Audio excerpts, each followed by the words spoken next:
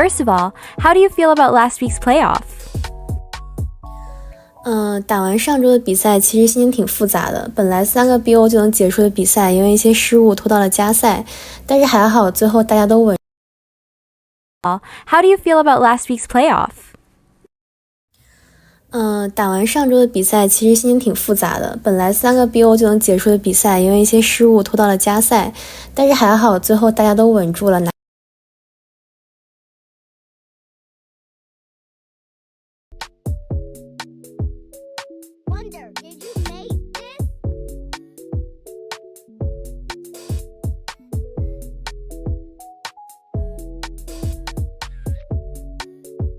First of all, how do you feel about last week's playoff?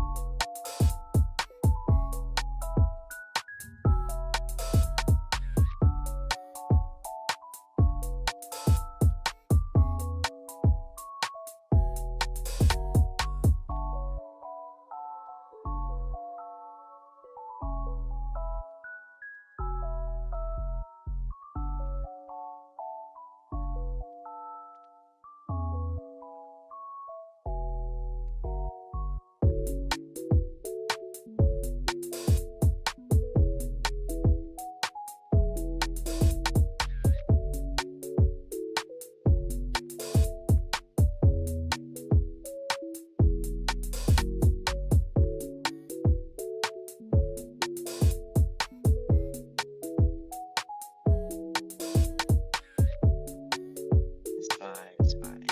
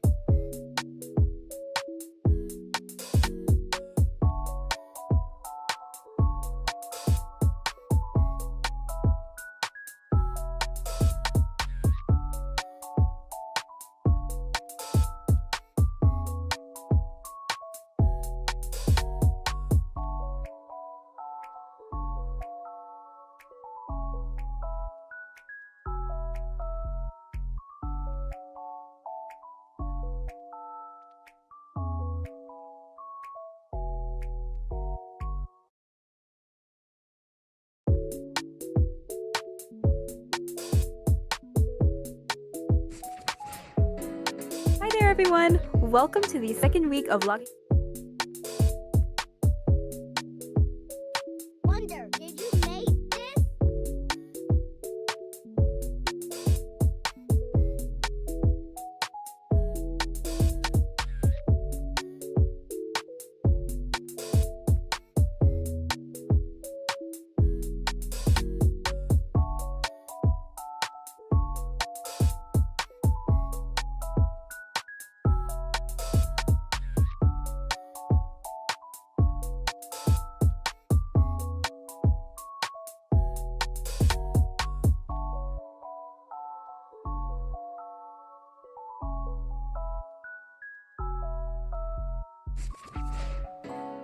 there everyone! Welcome to the second week of Logging Off League Season 3. Let's once again congratulate our winning teams from the playoffs, Teams Rui Potato, WWW, CH4, and MSG. My name is Mima, and it's my pleasure to show you an exciting pre-match interview, so allow me to introduce Suliko, who will be answering on behalf of CH4. First of all, How do you feel about last week's playoff? 打完上周的比赛，其实心情挺复杂的。本来3个 BO 就能结束的比赛，因为一些失误拖到了加赛，但是还好，最后大家都稳住了，拿下了胜利。对面其实打得也很好，整场比赛还是很精彩的。Does your team have any goals you wish to achieve in the competitive scene? 我们的目标肯定是希望能在接下来的比赛中打出更精彩的对局，争取像第一届比赛一样拿到冠军。因为第2届比赛没有来得及报名参加，所以一直很遗憾。希望 L League 能一直好好的办下去。Okay, for our last question, is there anything you wish to tell your teammates before the next matchup? 想对队友们说，继续加油吧！我们已经一起走了很远的路了，不管前方遇到什么困难，我们 CH4 会一直互相扶持，扛过去的。Oh, messes up the cage.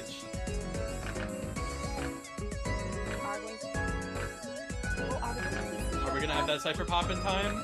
Yes. Oh, we are. Yes. Oh. Seeing some of that scare stalling, so we have to watch out here. Oh, and we're gonna get breakable wall hit. coming in. Oh, Oh, it's the chair. the chair hit. Oh This my is goodness. huge. Yes, beautiful Oh. stun by the prospector. Oh, and we're gonna see a And beautiful pallet pallet stun. Oh stun my by the gosh. prisoner. Really well pallet over here, and it does look like since we are, I think, exiting the corrupted area. Ooh! Yes! Oh my god! Yeah, we're gonna get that gun off Rhyme. She does have borrowed time. She needs to get careful not to get the soul hit! They can't pop just yet, but they are just going to have to pop here. We think Clown is eliminated. Yes, and our next target is going to be the coordinator, who also happens to be dead on chair. It's bringing insolence so that final presence is starting to approach. Yup, and just looping around here. Nice and healed all the way back up. Really nicely done from CH4 survivors. Oh, and beautiful pallet stun. Hi, I'm Sam, and I'll be doing the interview portion for WWW. Unfortunately, we weren't able to get a representative, so I've nabbed Bones from our teams of casters to share their thoughts on the matches that were streamed last weekend between WWW and Persican. So, welcome in, 206 Bones. Thanks for joining us today. How are you doing? I'm doing great. We're here the night before today's matches, and I didn't rank during the evening session, so I am doing just fine. That's great. Do you have any impressions of WWW that you'd like to share? Yeah, I was really impressed with their performance last week, but even before that, I was familiar with some players on WWW, like Turkey Billy, their main hunter, who was on ELV during this year's COA qualifiers, was also on Globe, which was notably the team that beat RVL in the Persuadable tournament a few months ago. So, you know, very notable hunters, and I was really impressed as well by the choice to play Bloody Queen in round 2 against Persicasimp last week. So, yeah, I'm very excited to see what they are capable of this week. Alright. Were you able to watch the matchup between WWW and Persicasimp? Was there any moments that you thought were memorable? Well, I guess I kind of half answered that in the first portion. But I also want to highlight the Survivor performance as well, coming together, especially in that round 3 match against the Geisha. Their teamwork was very admirable, and I thought that, you know, this team is very, very strong. So again, I'm very excited to see how their Survivors perform today, and I'm very excited as well to be commentating for them. Alright, thank you, Bones. Well, For sure. Now we really have to. Oh, we are going to be using. Gotten one decoded, which means the dungeon is now live. Oh, but the Antiquarian lands a double hit on the. We will be having a 4-man. Oh, Mechanic was able to rescue herself with the bot. And then.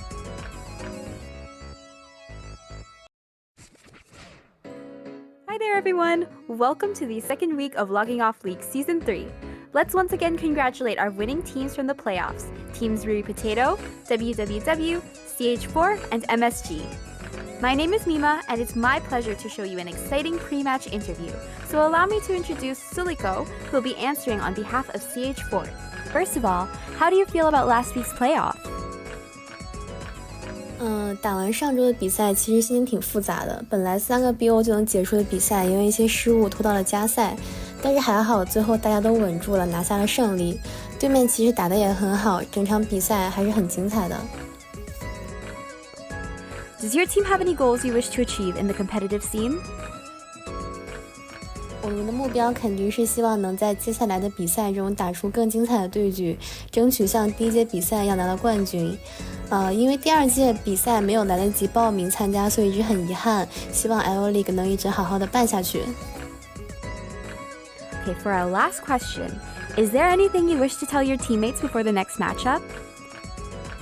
想对队友们说，继续加油吧！我们已经一起走了很远的路了，不管前方遇到什么困难，我们 CH4 会一直互相扶持，扛过去的。Oh, messes up the cage.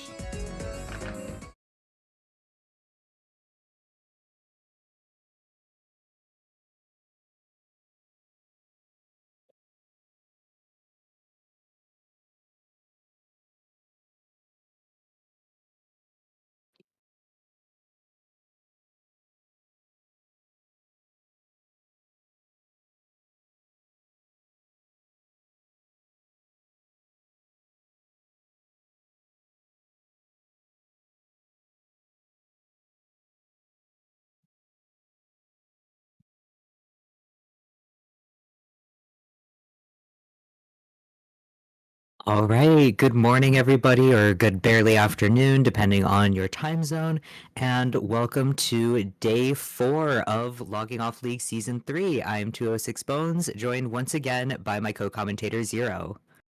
Hello, I'm Zero. Very excited to be back here commentating once again for you guys. Today we have CH4 versus WWW. Yeah, excited to see how it's gonna turn out. It's the last of semifinals.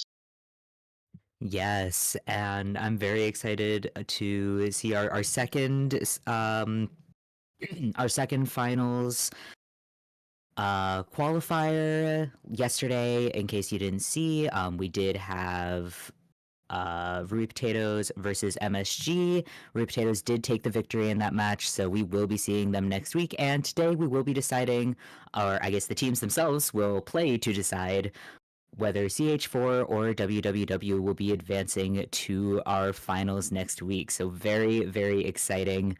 These teams are so strong. We've already seen them once last week, and we'll be seeing them again today. So yeah, I'm really excited to see what both these teams are capable of, and I'm sure we're in for some really great matches.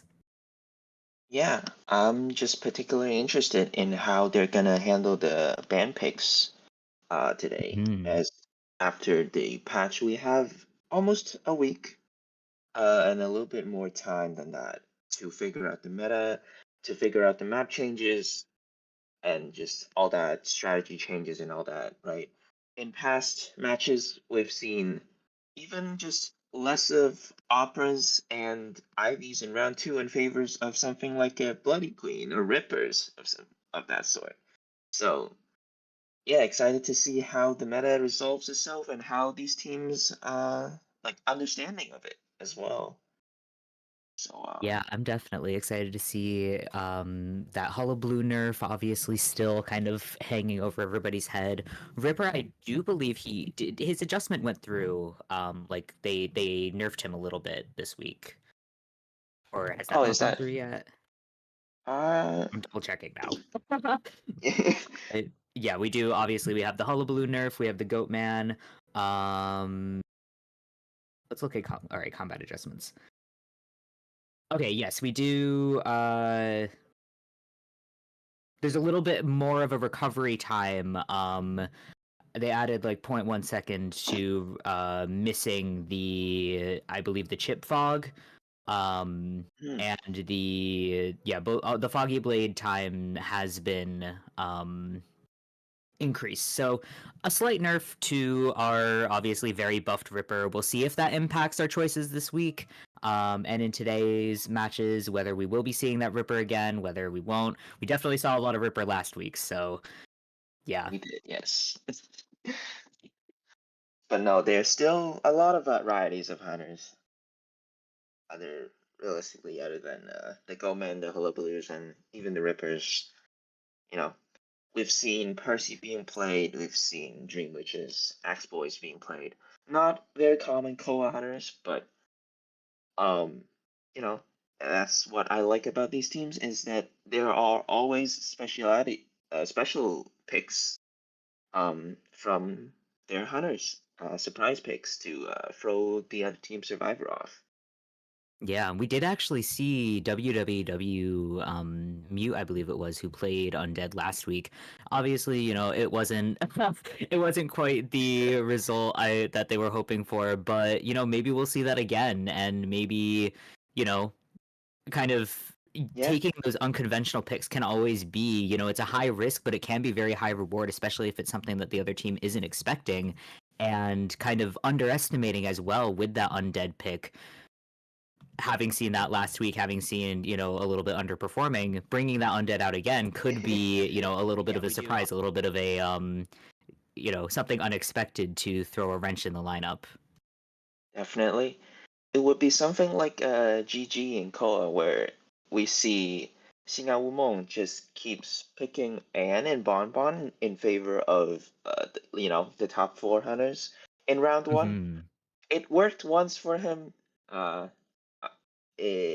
not as much in the next one, but uh, it is definitely a strategy to be doing, and you know, if professional core teams are doing it, it must be a reason. And we'll see if our team CX4 and WWW here will adapt those, or maybe they have their new strategies of their own, their new band pick philosophies of their own. Yeah, I'd be really excited to see some of those more unconventional hunter picks because with the global bans, we have been seeing more and more weird, like odd picks. We've been seeing that Axe Boy in competitive or in official as well. But we do obviously have Yeah. CH4 Ling, known for Axe Boy. And yeah, I mean, I'd be excited to see. I'd be excited to see an Axe Boy. I feel like, especially after the past couple of days in tournament, we do need some some good Axe Boy Mm-hmm. to kind of, you know, set some examples here maybe. Take a wild guess which survivor I would like seeing in in Oh, I have tournament no matches. idea. I can't Just a tell. wild guess. I don't know. Is it Acrobat? Is it Oh, so close, so Gardner? close. He wears a hat. He wears a hat. Oh, he wears a hat. Okay. So Postman. Hmm. He does throw stuff, but not a dog. But not a dog. Yeah, but I mean I hope we see that prospect too. Actually, I was surprised we were seeing a lot of prospector bans in Koa the other Mhm. day. So I feel like I don't know. I want to see that harasser meta come back around. I really do. Yeah, that was that was a fun era in the Clark era when Prospector was like, if you want to play Clark, you kind of have to ban him, or Hmm. Prospector's gonna pick as a safe Clark pick, kind of even. Uh, but yeah, so far we're just waiting for the ban picks to happen.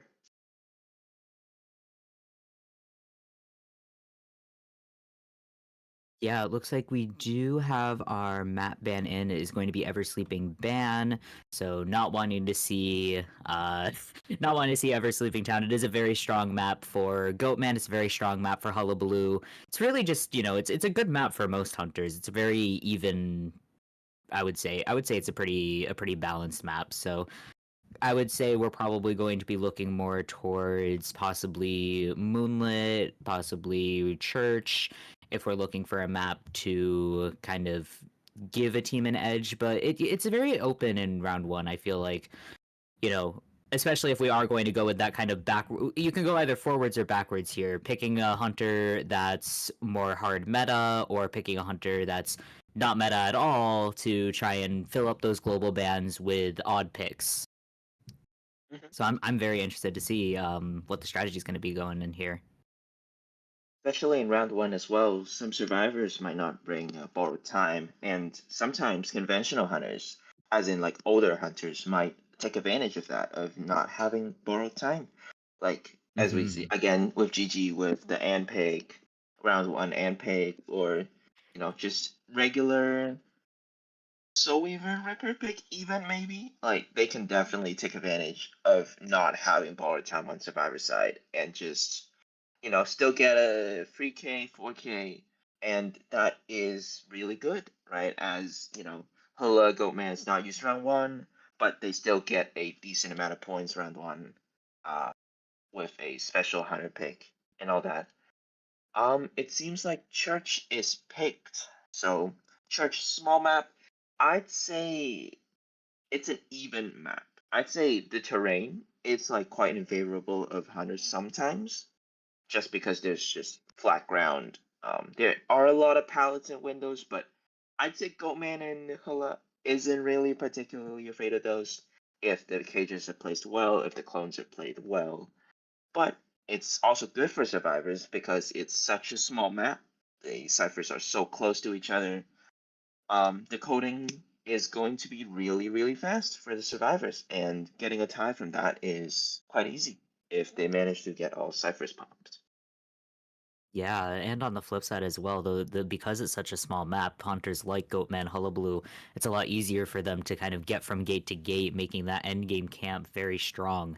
So yeah, like you were saying, it's a very balanced map, and I feel like the size definitely works in favor of, or can be worked in favor of both sides. So it'll really come down to the individual skill of both of these teams to keep that control and keep kind of the momentum of the match in their favor. Definitely. Um, Honestly, you know what I would want to see here in terms of like a niche hunter pick that could really get a lot of points in round one, especially on a map like this. yeah. Looking at that lizard. I'm looking at that Honestly, lizard because once it gets full presence, it's only like probably maybe 9 jumps maximum to cross the map, which isn't very much at all. So he can have a lot of map control. Using the crash as well can be very good against pallets, and there's a lot of tricks that he can do even with the walls, even with the shack and the church having roofs on them. It's not that much of a problem for the lizard to really navigate. So I'd be interested in seeing that.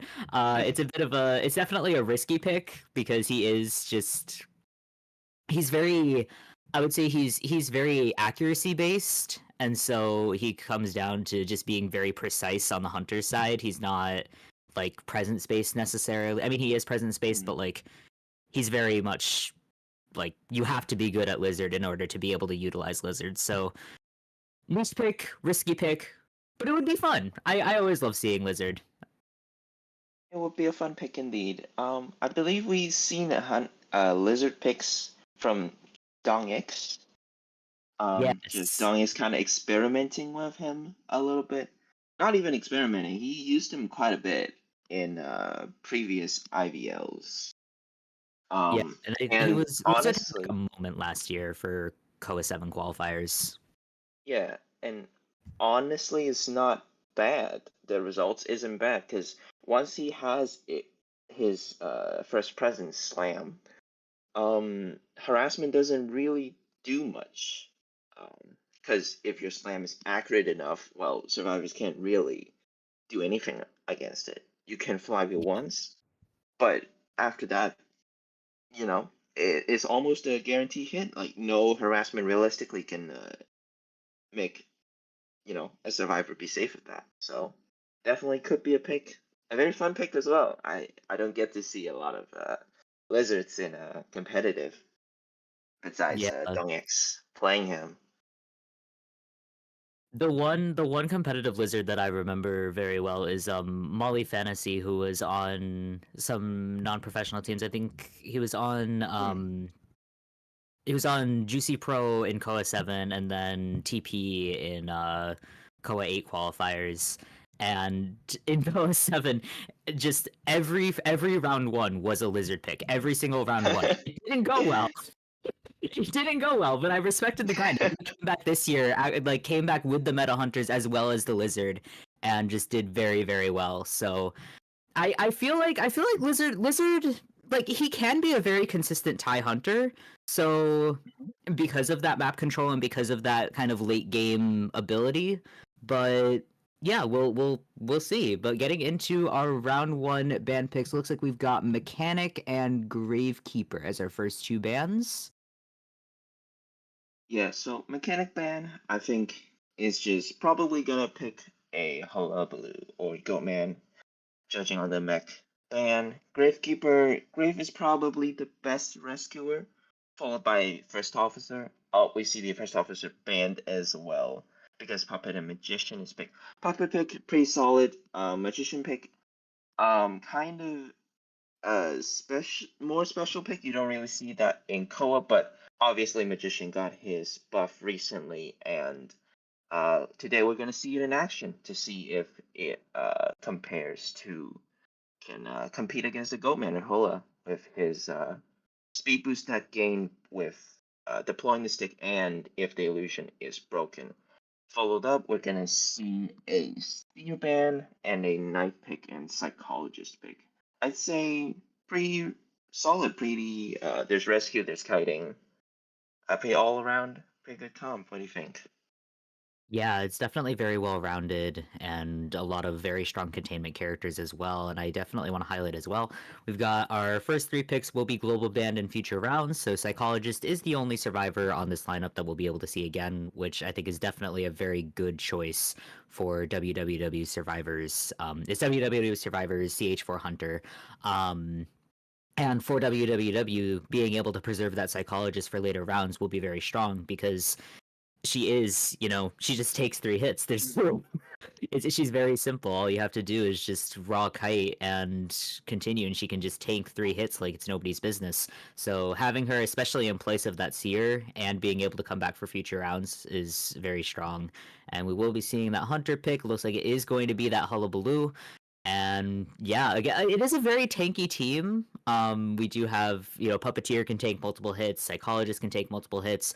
Knight with the rescuing, his chivalry allows himself and the survivor to kind of gain that miniature tide turner, take the chip damage instead of the full hit. So, and Magician as well with that buff. I believe the buff also has the ability to like when he places the decoy, there isn't the animation and he can still interact with like vaulting windows and dropping pallets and stuff. So I'm definitely interested to see if we're able to see that part in action. Yep. So here we see the spawns, a regular T-spawn, and the hunter is going to spawn in graveyard, looking at Psychologist and the Magician. Can also go to middle to find the Knight. There are no borrowed time. Yes, no borrowed time from the survivors here. All either Sui build or tied with either flywheel or windows. No borrowed time for the puppet as well. Usually in Koa we see the puppet bringing borrowed time so that he can tank a hit, possibly tank a hit in end game. But well, meta's changed, so excited to see how this plays out. Same with Magician, excited to see how a Sui build Magician's gonna play out. This team comp, I'd say rely a little bit heavy on just solo kiting. If it goes well, the decoding is going to be very fast. There's a very safe rescue from Knight as well, so.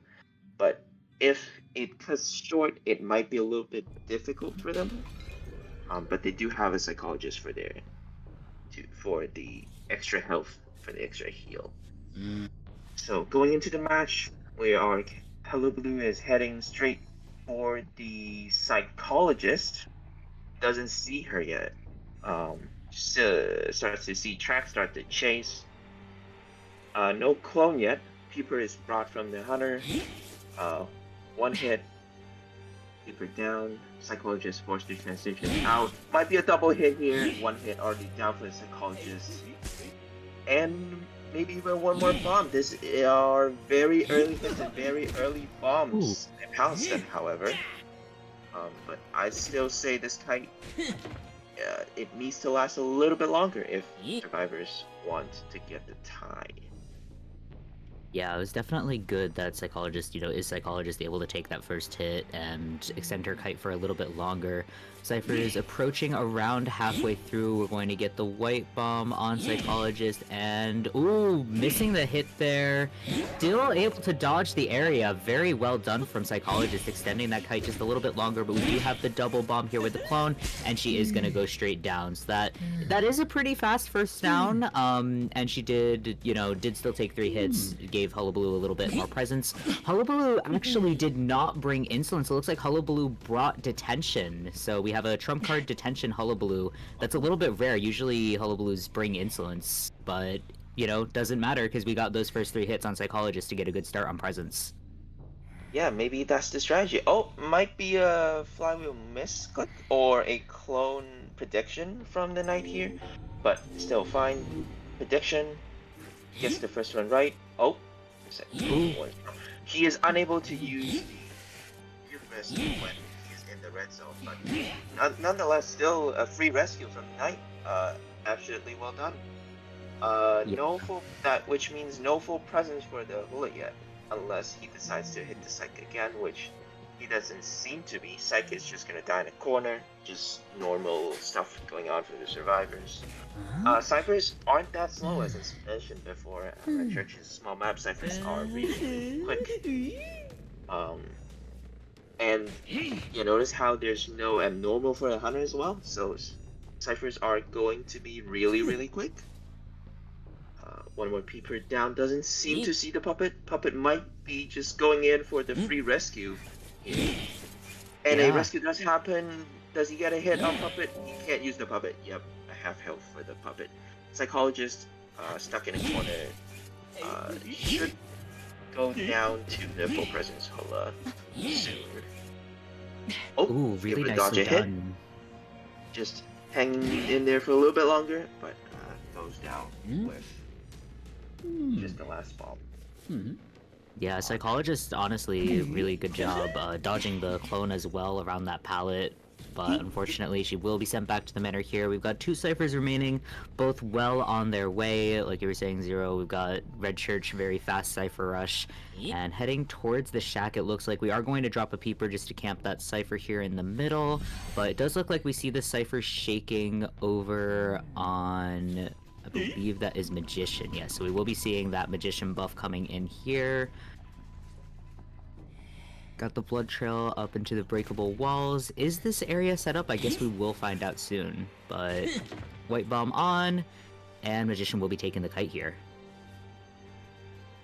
Still not bringing away from the cipher yet. Well, Magician is still full health. Yep, start to go away from the cipher, but takes a double bomb there. Might be going down soon. A wand comes down. Hula confused for a little bit, but finds the Magician again, but he realizes ciphers are a little bit too fast for his liking, so decides to camp ciphers instead. Finds the puppet, who is half health. Should be able to last for a little bit, because it is a puppet. White bomb on, clone is back on, but no more jumps. We're seeing the nerf of Hula coming in play here. Tanks a hit. Ooh. But yeah, they just need to return. Oh, it does look like they've been able to return to the cipher that Puppeteer got chased off. And yeah, they're just gonna go ahead and pop both of those ciphers at once, definitely catching Hullabaloo off guard.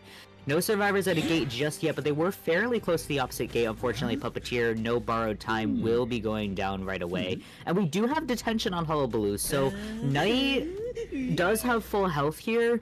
It will still be dangerous for him to rescue because of that because of that detention. We do have Magician over at the gate, and is Knight going to come through for a backdoor rescue? He should be. Magician's being chased here. He's half health, but it doesn't really matter as he has detention anyways. 2 bomb lands, just need one more third bomb. A spin should get it, but a wand happens, confusing Hula for just a little bit longer. Magician does have Flywheel, unable to use it, unfortunately, but it seems like the rescue already happened, and Magician on the chip, but there is teleport. If he teleports immediately, the gate might not be open yet. Oh no, he doesn't see him immediately. Does he, thanks to hit? Oh no, he dies just right out of the gate, but no! diligently already going back to the chair to rescue the Magician. This might be a longer game than we anticipated. Yeah. Church exit gate still is not quite open. We are going to head around here. But it does look like Magician is heading... Okay, Magician may be camping out near the dungeon. Knight already heading back towards the Puppeteer's gate. He's likely not... Yeah, he's not going to be able to make it on time to rescue Puppeteer, but Magician can still clutch dungeon if he's just very careful. He's still got Flywheel as well as 1 decoy left. Just waiting for the Knight to reach the gate and escape, looking for this dungeon. Last decoy has been used. This pallet's already used here though, so he's just gonna need to make use of that Flywheel. Knight is out the gate and there's nothing. Oh my god. Beautiful dungeon escape for WWW to secure the tie. What a kite. Just going from corner to corner, just dodging bombs again and again, just using the wand early, using the Flywheel as well to get to the dungeon, to get to that little bit of distance. Well done by Magician, getting that dungeon. Securing the tie, 3-1 against the 2-2 is a huge point difference. Definitely. And I think part of it is the Hula nerf coming in, as there are much less mobility from him. He can only save up to 2 hops of his instead of 3, and that hurt his cipher control a little bit. And just the overall slowdown hurt his chasing a little bit, which allowed the puppet to kite long enough for the ciphers to pop. But yeah. Yeah. Again, I think this is just Oh yeah, no, I was just gonna elaborate on like the Hullabaloo nerf being just it's really just kneecapped him completely with the 2 dashes instead of 1, taking longer to return as well. So yeah, I'm very interested to see kind of the evolution of Hullabaloo as this overwhelmingly strong hunter, not only because that dungeon escape was only possible because it was a Hullabaloo, because he needs the 3 hits to get any damage on at all. So yeah, just it's very interesting to see when the thing that makes the hunter so strong is also his greatest weakness. And I want to point out, I think Magician is one of the few survivors where when they can use an item to dodge bombs like effectively, because like you can't hit what you can't see normally. Yeah. But yeah, I think it's Magician turned out to be a great pick for the survivors here. As the wand, I don't think the speed boost when hitting the wand really affected it, but I think it's nonetheless is still a good pick for the survivors, as the wands did prolong the kite for a fair amount, and it is enough to get the dungeon. So, we might be seeing more and more Magician picks for teams, maybe. Usually Magician picks are when the meta is not resolved yet, and people kind of go to Magician, but for a safe pick. But I think the Magician pick here is quite nice. It actually is quite effective. Yeah, it's been very it's always fun to see. I feel like the older characters getting a little bit of time to shine, and Magician is definitely one of those that we've been seeing. I feel like he's made his resurgence kind of opera singer, a little bit Ivy, and now with Hollow Blue Goatman, I feel like he is a pretty reliable pick at this time. So, and that buff definitely helping him out, or at the very least, even if we're not seeing as much of a I would say.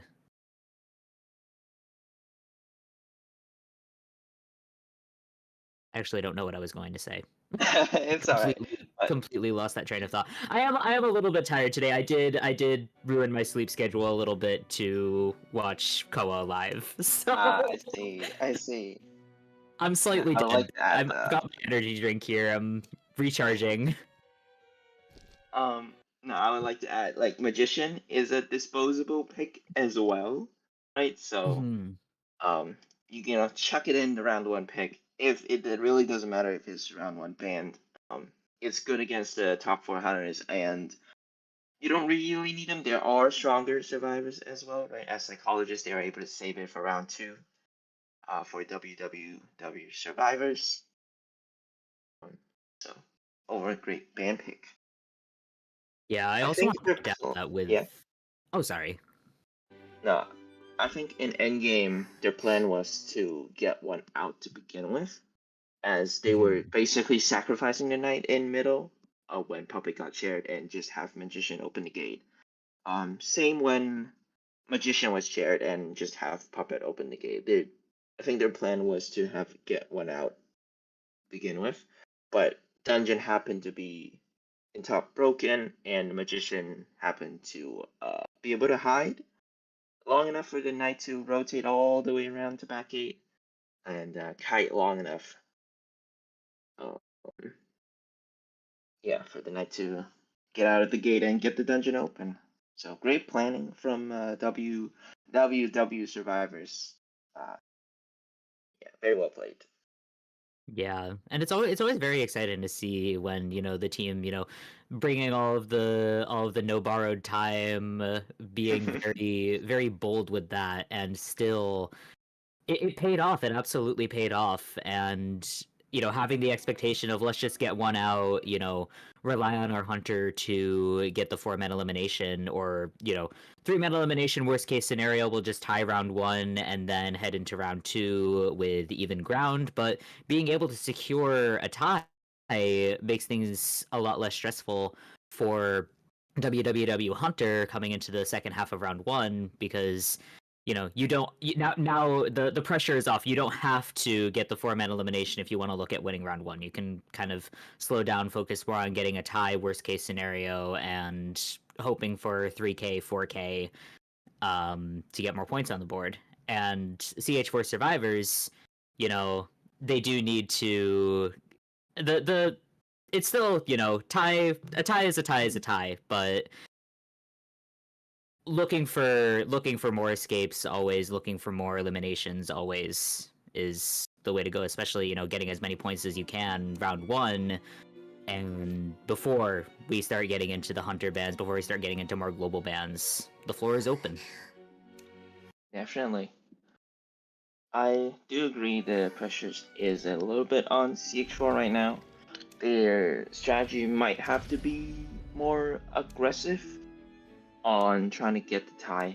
Maybe bring more luxurious survivors, as I like to call them, which would be like puppeteer, psychologist, embalmer, first officer, or mechanic in round one.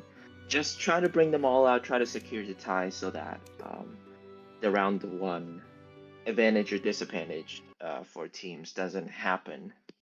Tying round one, just makes it much easier for either teams judging on how this goes.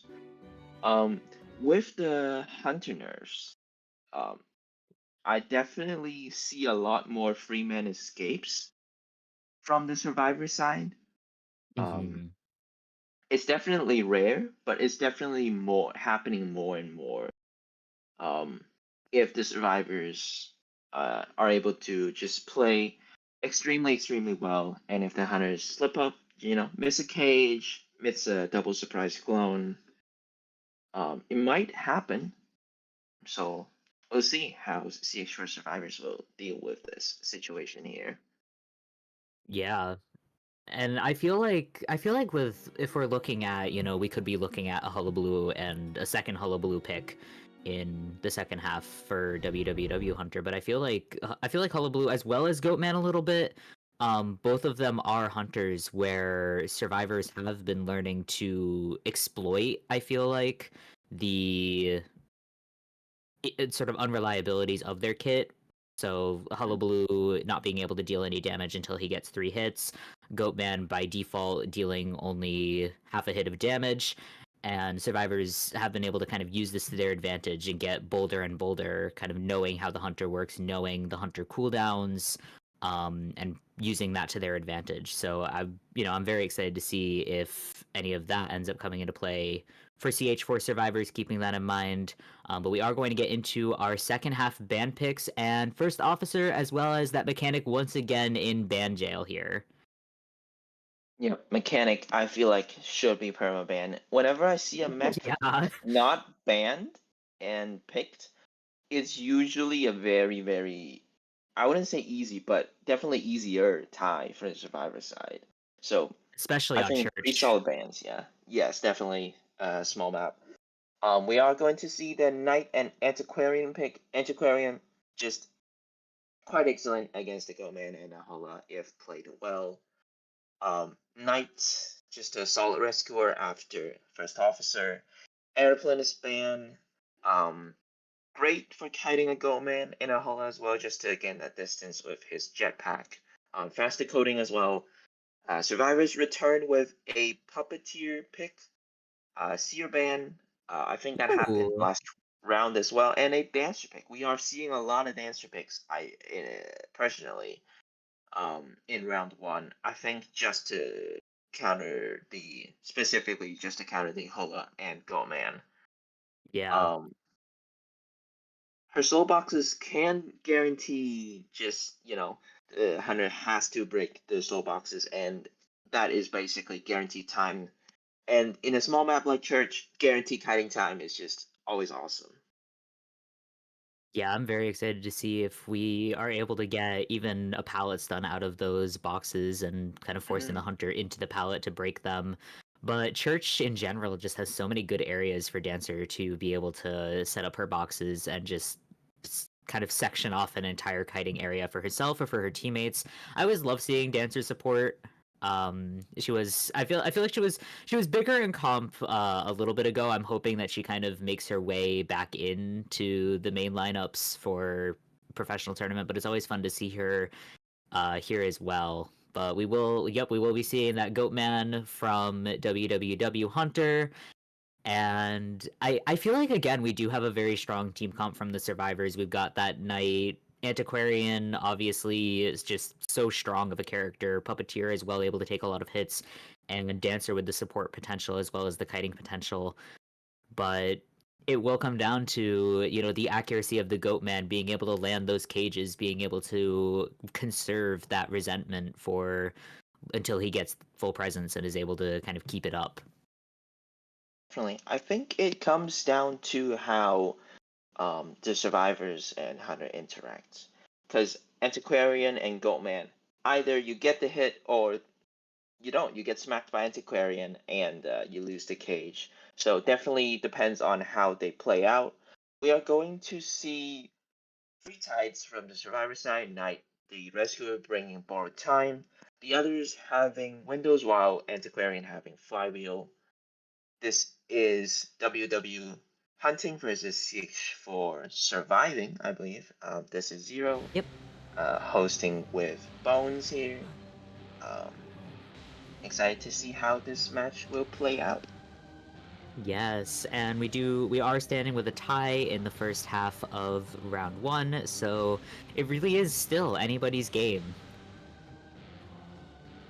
We're gonna see normal T-spawn from the survivors. Seem like just everyone spawn like this. And Hunter, instead of spawning in Graveyard, opts to spawn in Mid-Broken. So yeah, that leaves him more option for first chase survivors. He is going to see the Knight in the middle. Antiquarian in reception. Not a particularly good kiting area traditionally, but it is an Antiquarian, so we'll see how this plays out. All right. Goatman starting off. Looks like we are heading towards the center, towards where that knight is, but heading a little bit towards the shack area and going to intercept Dancer here. She has already placed the slow box and is just going to pirouette right out of it, and Goatman's going to go ahead and break it. So that does it does buy her time to transition over to the walls and the cipher here, but great cage, and ooh, we're going to miss. Oh no, we are going to connect that hit. Very nicely done. Yeah, just great mind game. Yeah, you're a dancer, there is a soul box, but I think you're not gonna put that pallet down, so I'm just gonna bravely walk through it. And that paid off. Extremely early hit. Notice how the Goatman has excitement for the Antiquarian, possibly Dancer, Palace, and Knight helmets. Last box is down. We're gonna see a Palace done, but no excitement as the Dancer is on the other side of the pallet. Resentment is building up. A case should be going down soon. Yeah, there isn't really anything here for the Dancer. Dodges a hit, but gets behind the pallet. Able to drop it. Uses the cage's mechanics to warp around the pallet and successfully get the hit. Showing experience for the hunter here. It's very well played. Ciphers aren't that quick yet, but there is no abnormal, so it is something going on for the survivors here. Yeah, and that pallet stone definitely bought the survivors a lot of time to be able to start that third cipher machine. It looks like we are starting another one here. Knight coming in for the rescue is able to get it with that chivalry. And so Dancer taking a hit, still going to be that chip damage. Looks like we've got a skill predict here as well, preventing Goatman from setting up a cage. He is just going to go ahead and wait it out. And free to set up a cage now. Looks like we are going to do it. Unfortunately, it is going to teleport him outside of the shack, unfortunately. But oh, right, back inside. Dancer using the cage to kite. Very well done. Unfortunately, she is going to get cornered inside the shack here. Basement, thankfully, not in the area, so she will not be chaired there. But she will be seeing her second chair all the way back in the corner. I feel like they probably will come to rescue this because we've got, you know, the Tide Turner on Antiquarian as well, but Antiquarian does have Wanted Order, and with the excitement from Goatman here as well, and we are going to use the cage just to intercept Antiquarian. Beautiful flywheel. We will see the disarm come through though. So Goatman breaks the cage, trying to go back to the chair as Knight is approaching. This does slow down risk decoding for a little bit as two people are coming in, but Knight should be able to get the rescue. Is it blocked by the... No, it's not blocked by the cage. Knight's still fighting for his life in the cage here. A protection, and the Goatman decides to just let the Knight go with one helmet left. Dancer now in backgate kiting. Doesn't really have any items, but without Tide, any second bot is a second earn. Does go down to a very accurate cage for the Goatman here. Excitement still not used, so could switch to TPO Warp. Oh, we're gonna see a pause in the match. Looking at ciphers, one is about to pop. I believe it is the one in mid broken, and the shack one should be in like 40, 50. Survivors are, ciphers. I keep mixing them up. Ciphers are looking great for the survivors for now. Especially when the Knight had a free rescue in round one, enabling them to make a safer second rescue, and a less of a danger of the Knight dying in the cipher. Just, you know, having a health state there. All the survivors are full health. Antiquarian has stick. I believe the other survivor was a puppet. Yeah, puppet can tank 4 hits. Knight still has helmet, still can last a little bit. Survivors still have items, and ciphers are quite, you know, are quite fast. Not a lot of time left for the hunter. Survivors can definitely tie this up. Yeah, I definitely feel like the survivors are in a really good spot here, but the Goatman is very, very accurate with those cages, so I feel like he still has that trump card as well to utilize. Can switch to teleport, can switch to warp here, or even abnormal to try and cut down those ciphers. So however this endgame ends up being played, I feel like it can still go either way, but really, really great start from both sides. And yeah, I do wonder, because we have seen Goatman waiting out the Knight's helmets. He does still have one helmet left, but I'm curious as to whether we'll be able to actually get any of those predicts off during this match, because they've been waited out and avoided for the majority of it. Definitely. But I dare to say, just if they wait it out, the knight can just disarm the cage, and that just kiting out one extra cage might just be enough time for the survivors to pop the ciphers. As I think the last cipher in Shack was decoded by Antiquarian, and the strongest kiter, I'd argue, in the team comp there. So pretty good arrangement from the survivor side there. I do believe the Goldman should be starting to do some cipher control, maybe trying to get rid of some items for the knight for the Antiquarian, even for the puppet, just threatening him to use his puppet. I don't think the puppet has borrowed time, so it could affect endgame that way. It all depends now on how the Goatman will take care of this endgame, as the survivors does have quite a few items, and Church have quite a few chests as well if they don't Yes. have items. So, and we should be back in the match soon. Yep. So let's see all how well the and good. fans can deal with this. Yeah, it looks like we are going to go ahead and start looking to cage towards the shack, but we've got Antiquarian moving out of it and hiding along the side. Oh, and we are going to go ahead and make that switch. So that is all the way down for that final cipher, all the way down to 2%. Very well done there. That's definitely going to put a bit of a damper, especially since we do have Puppeteer healing. Knight is going to be stuck at that chip damage, and that did also take quite some time. So survivors needing to regroup here.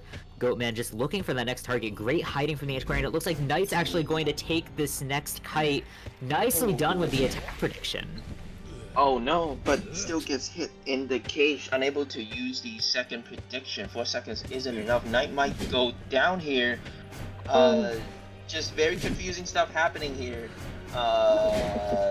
Is he? No, he is not able to kite out the cage. I'd say after normal, the 60 seconds after it is extremely, extremely important. Because if he didn't find a survivor, that abnormal is basically just useless. Because switching to abnormal basically means his endgame is just a little bit weaker if they manage to get the ciphers popped without warping, with that TP. But with this quick down here, him just quickly spotting the knight out, downing him, just knowing how the helmet interaction works as well, right? Getting the hit immediately in the first cage. Ciphers aren't slow though, as Goatman realizes this and opts to go for the cipher. But it is a puppet here. He can definitely last his 4 hits. Yep. Oh wait, Puppet does have Oh no, Puppet did not use Louis in time, and this kite might cut short. But still one more hit, and the Goatman still has resentment, and Puppet goes down relatively close to the cipher, I'd say. I think now, to hindsight, the abnormal is a great switch, as the Puppet did in fact not kite very long to kite away from the ciphers, and now he's kind of shared between both of them now.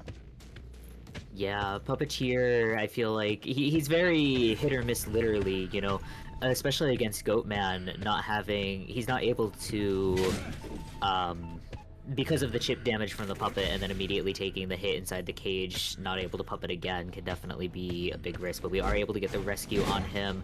Knight as well decoding, and we're on Antiquarian now. Antiquarian does not have borrowed time. She is the only member of this team without borrowed time right now. So if they are able to get the cipher primed, again, this is very dangerous. Oh, but we are going to get beautiful disarm in here. And Antiquarian just trying to keep Goatman at the shack, not looking at the ciphers, but we are switching targets over back to the knight. A little bit. No, we're just going to... Yeah, we're very cipher locked over on this side of the map, so really unfortunate position for the survivors to be in, especially against a Goatman with a lot of cage. Hit on the Puppeteer as well, and this map pressure in the endgame is very strong from Goatman. With the help of Abnormal just keeping ciphers low, but still, if you look at the ciphers, is not really that slow. Puppet might go down here to the cage. Puppet just Goatman getting a little bit stuck there, unable to put the pallet down. However, Cyphers is able to pop Puppeteer with the borrowed time here, coming in clutch. But not going down yet, just going through the cage once, twice. Puppet is in sight, but unable to mind that hit out. But look at the gate, is already at 90%. It should be able to get it open. Yep. But is Antiquarian able to get out? Yeah, the Goatman doesn't have TP or warp. That is the problem of switching to Abnormal. I'd say the map pressure from the Abnormal and Goatman with almost full resentment in endgame, that pressure was really, really good. But just because how small this map is and how well the survivors still manage to hold in the pressure of Goatman and just allocating their survivors properly in different ciphers and able to pop it in time for the puppet to get the BT, the borrowed time proc, and able to get the time. Very well done from the survivors here. Yeah, I'm definitely having that borrowed time in the end really paid off for them, and also having the ciphers being that close to the exit gate definitely really helped.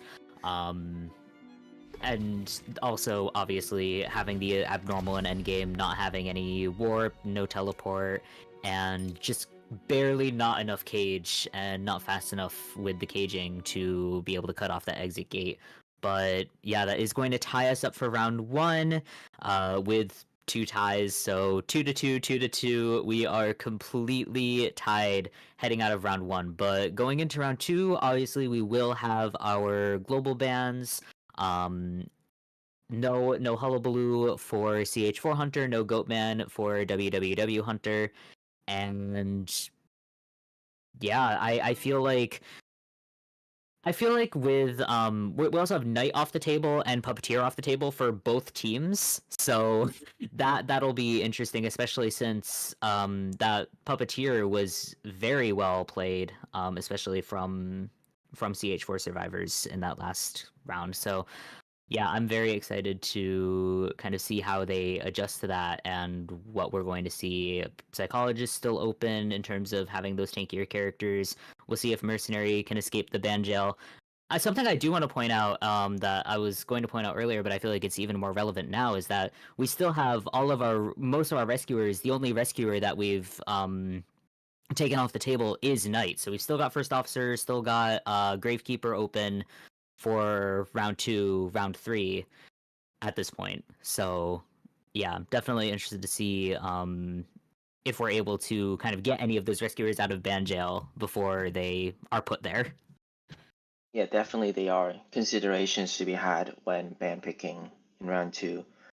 Something I would like to point out last game is because the Goatman was trying to abnormal the cipher in backgate, the Antiquarian was able to get a free rescue on the puppet by Shaq. And even though Antiquarian took an immediate hit right after the rescue, she was able to, well, because of the free rescue, she was able to use her stick to disarm and stall enough time for the knight to get to safety and both the puppet to run away from the ciphers. I think that is a critical moment from the survivors here. Just communicating where the hunter is and able to swoop in for the free rescue. I think the Goatman, as we said, the cages aren't really bad, right? They are quite accurate and like he doesn't really miss cages like at all. Sorry, his cages almost has 100% hit rate, right? I don't think Yeah. he missed any cages. The only ones he missed was the one where he got pallet stunned out of the dancer in the early game. I think that might have been the only one. So, yeah, really impressive from Goatman. But it's still a tie. So I think it is the nerf just coming in, just those stat nerfs, just coming in, just allowing survivors to just to get an easier tie, and we're seeing more and more borrowed time brought. Right, that's usually meaning the hunter's less oppressive, and like we can actually get to the end game, so we're gonna start to bring borrowed time, and I think we're slowly getting to that meta where maybe Goatman and Hula, they are still strong. They're still very oppressive, but not as oppressive as they first came out. And like everyone is freaking out on like how do you kite him? How do you rescue against him? I think survivors are on both teams really are just getting more used to the top hunters. Yeah, Uh, for sure. And yeah, with the nerfs as well, having a little bit more forgiveness for the survivors on kiting out those cages. Especially in the early game, it bought so much extra time for CH4 survivors. They did have a little bit of slow cipher progress. Dancer did get hit very early on, but with that pallet stun that she was able to get, they were able to get, I believe it was like 40% through that third cipher before she ended up going down. So it was very, very crucial pallet stun there, and the taking advantage of Goatman having the slow resentment build up in the early game, and kind of a little bit of what I was talking about earlier with just that growing confidence of being familiar with the hunter's kit, being familiar with the hunter vulnerabilities within the kit, and being able to exploit them for the survivor side as the meta evolves. It's always very fun to watch. I remember being able to watch this in real time as well with opera singer meta, and having how absolutely overwhelmingly strong she was in the early days, and the all of the no borrowed time that we've been seeing, and the triple tide no borrowed time, the flywheels, the broken windows, and kind of seeing that sort of calm down, and the survivors taking a more offensive approach. I feel like it's Definitely. been very effective. I would also like to point out the dancer pick. The boxes just forcing the hunter to break them, right? Just guarantee kite time. Even though the Goatman has resentment, he could place down the cage, but just because the soul boxes is there, acts as a deterrent for the hunter to just, you know, put down the cage randomly. He does have to go break the boxes and then put down the cage, and that stalled enough time, evidently, for the survivors to get the tie at the end there. Yeah. But following what you said, yeah, definitely. I still remember Opera just no borrowed time, just like how we deal with Hula and Goman right now. But now in round two, when Hula and Goman is out, we're seeing a lot more just four borrowed times. Just basically normal rank builds, but with like all meta survivors. Mm-hmm. Um, Something I would like to see coming into round two is a wildling, and maybe some of that wildling support. We've been seeing wildling kind of I feel like he's finally sort of coming on the up in terms of his viability. I've always been I feel like I'm like a wildling hater a little bit. I always uh, get scared when he shows up, and he's like on because I always get worried, because he is just slow decoding, slow movement when he's off the board, the boar cooldown getting nerfed a couple years ago, um, and he's very hit or miss. But I feel like when you have very strong teams and the survivor coordination that both of these teams have presented, I feel like wildling support can be a very strong pick. Coming into round two, even in round three as well, for looking for a more stable rescuer in the face of what could possibly be an opera singer pick, an Ivy pick. But we do have Moonlit River Park as our map, www hunting, CH4 surviving. And yeah, so Goatman unfortunately off the table now. He is in global ban jail. And for CH4 survivors, we will not be seeing Antiquarian, Knight, or Puppeteer? We should be expecting a Hula Hunter ban, as again, it's his home. I don't see a world where Hula is gonna, It's circus. we should be able to see a Hula Hunter ban coming in. So this leaves still very strong hunters in Moonlit. They could go for Opera, which is the more conventional pick, but in last week when I was commentating, it was a Moonlit round 2 as well. I was saying Yes. this is gonna be an Opera this time. This is gonna be an Opera this time, and then I think we got Ripper and Yep. just I was like just wrong 2 times. Like okay, but you know what? It worked. So apparently this team, like evidently these teams have much more better understanding of the meta than as commentators here. So excited to see what these teams would pick.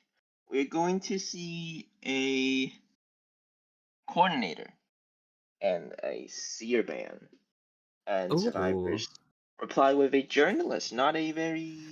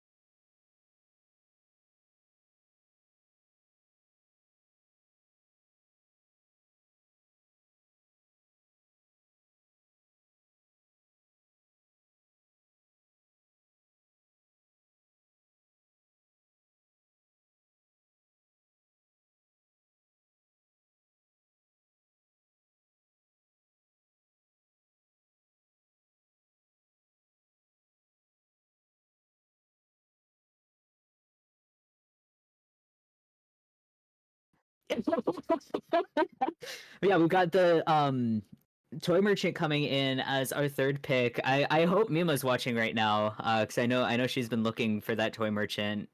But Toy Merchant, a very strong pick on Moonlit, able to really make use of that 2-story as well as with the stops, just setting up those catapults for support, as well as for her own kites, and being able to just fly off those stops, fly out of the 2-story.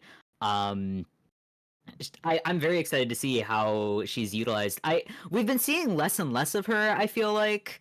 And it is a little bit unfortunate. I feel like the only member of this team, and yeah, now that we have Acrobat locked in, the only member of this team who she will be able to support with her items is Journalist, if Journalist uses all 4 of her cameras. But even without the item support, she's still a very strong kiter and a very strong kiting support. So I'm hoping that we get to see some of that support or some of that kiting potential from the Toy Merchant here. think majorly it's because of Opera and just how fast she covers distance that Toy Merchant gets picked less and less. But a really good catapult and just solid communication, solid planning from the survivors, definitely able to make use of the catapult. Maybe get them onto coaster. Maybe get them from jump from slides to just particular spots which might get so much distance that even if the opera's fast, even if hunter's fast, um, it might not matter. I'm also thinking because of the surgeons of warp, um, that's why sometimes Storm Merchant catapults might seem less effective than survivors want. But excited to see what CH4 survivors have as planned here, and we are going to see an opera pick. Finally, I'm right once. um, for the WW hunting here. Um, but yeah, just pretty solid team comp for survivors. Actually, I'd say psychologist, not a high ceiling, but not a very low floor as well. Just 3 hits, as we've said. Acrobat spawning in 4th stop, basically untouchable. Tormerchin and journalist might be Opera's pick choice of hunting, so we'll see what happens.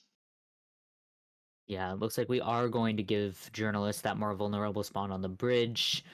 We've got Acrobat, as you said, at fourth stop, Psychologist in the two-story, and Toy Merchant a little bit outside, kind of hanging out between God Kite first stop here.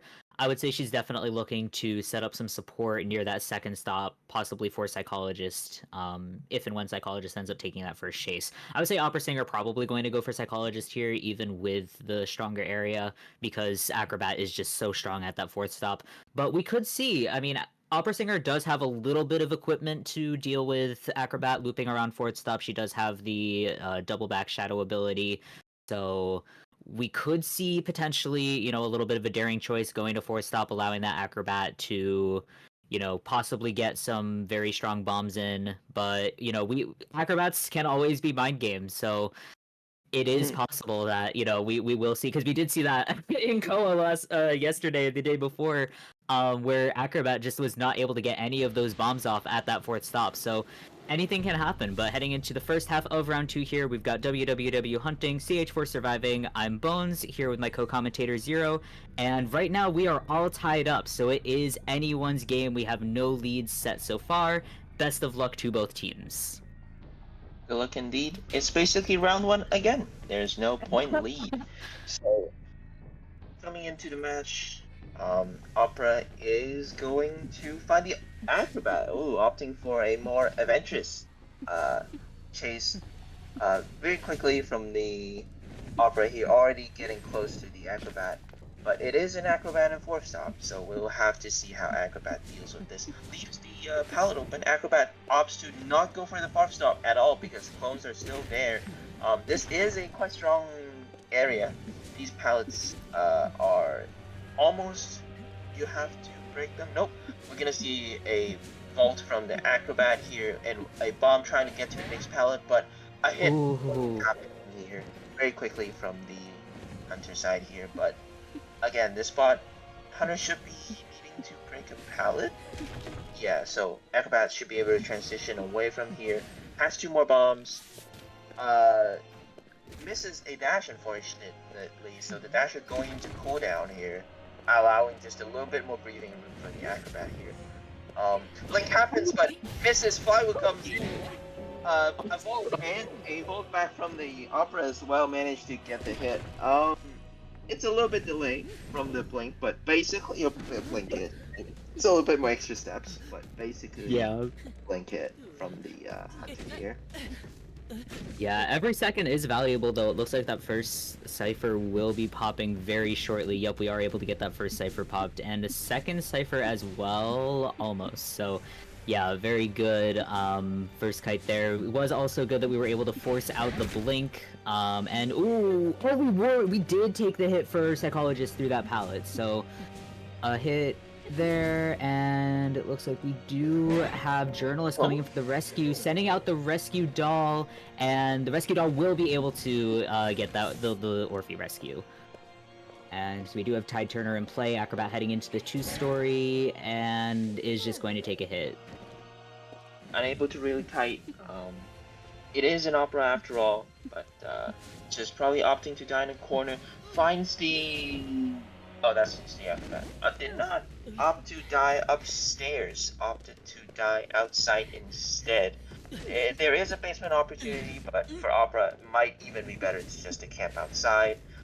Easier access to other ciphers, easier access to other survivors, and realistically, you are going to get the dying ways. So we're gonna see a Toy Merchant coming in with the Tide. Probably just getting the Tide off. Yep. Is Toy Merchant? Yeah, probably should just leave. Not giving the double down for the Opera. Nice use of the firebomb there, just stalling time a little bit. But I don't think the Acrobat really has any bombs left. But very strong pallet area here, and a catapult setup, and a pallet stun support from the Toy Merchant here. It is after tide time, so any time kiting here is just extremely valuable. Acrobat still have a lot of distance. Opera missing a dash there might allow the Acrobat to make it to the window. There is a bomb already, a firebomb, uses it immediately, but Decibel's down for the Opera, but Power comes in. Toy Merchant try to body block, but Opera able to get the accurate hit on the Acro and decides to chair him for his safety. Ciphers are really quick. It is one is about to pop but gets stopped by the Opera. It is a half health journalist, but Opera does not know that she has flywheel yet. Decides to just let the journalist go and go for the psychologist who took a free hit earlier. Yeah, so Psychologist now at half health. We do have all survivors at half health, but one Cypher remaining here. And unfortunately, Psychologist is going to go down a little bit quickly. There are, I believe, no journalists rescuing with the dolls here. She can still use the dolls to body block or even mind game, and send out a pallet doll instead. But yeah, it's a little bit tricky to rescue here. No Prime Cipher. We also don't have borrowed time on journalists, so it's gonna be a little. Oh no! Journalist not able to get out of the way. She is going to go down without using that flywheel either. And it doesn't look like Toy Merchant. Is Toy Merchant going to be able to get the rescue? Oh, we're just going on the other side of the map. Journalist here. Yeah. This is looking for a 4K for the Opera. What a way to turn things around. That's just they were that's so very close. unfortunate. If they actually managed to get the body block off and the acrobat managed to just win some mind games, get a Palestine, and the Cyphers might be ready. But after that teleport on the journalist, even though journalist has clones, so Opera just very diligently just went to psychologist instead.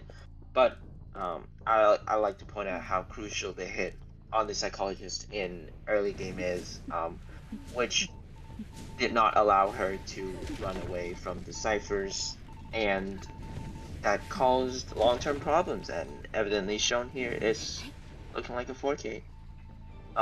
Tormention uses catapult, but we're gonna see a teleport from the Opera immediately. She has to kite. Oh no! Unable to use the flywheel or the clone at all to get to the pallet, and no self-heal from the journalist. Should be a slow 4K here. Yeah, that's absolutely what we're heading towards, and that is it's a double-edged sword having the strong team support that was very strong support in the early match from Psychologist, from Toy Merchant, but unfortunately just giving the hits to Opera Singer and not being able to regroup to heal has really been detrimental to the momentum of the Survivor team. We've got Toy Merchant hanging out around the coaster looking to take it. Teleport is on cooldown, so it will take Opera Singer a minute to catch up, but we're gonna have to see if the second stop is turned off here, and it looks like yes it is. So Journalist is actually downed near the third stop, so Toy Merchant might be able to heal her back up. We could be back. Yep, Journalist is going to be able to get healed here, and 2 survivors up. Cypher is still being pressured, but it's not quite close enough to popping for them to really force it like this. Journalist going down once again, unfortunately still not able to use any of her resources, and that is also going to be a terror shock on the Toy Merchant.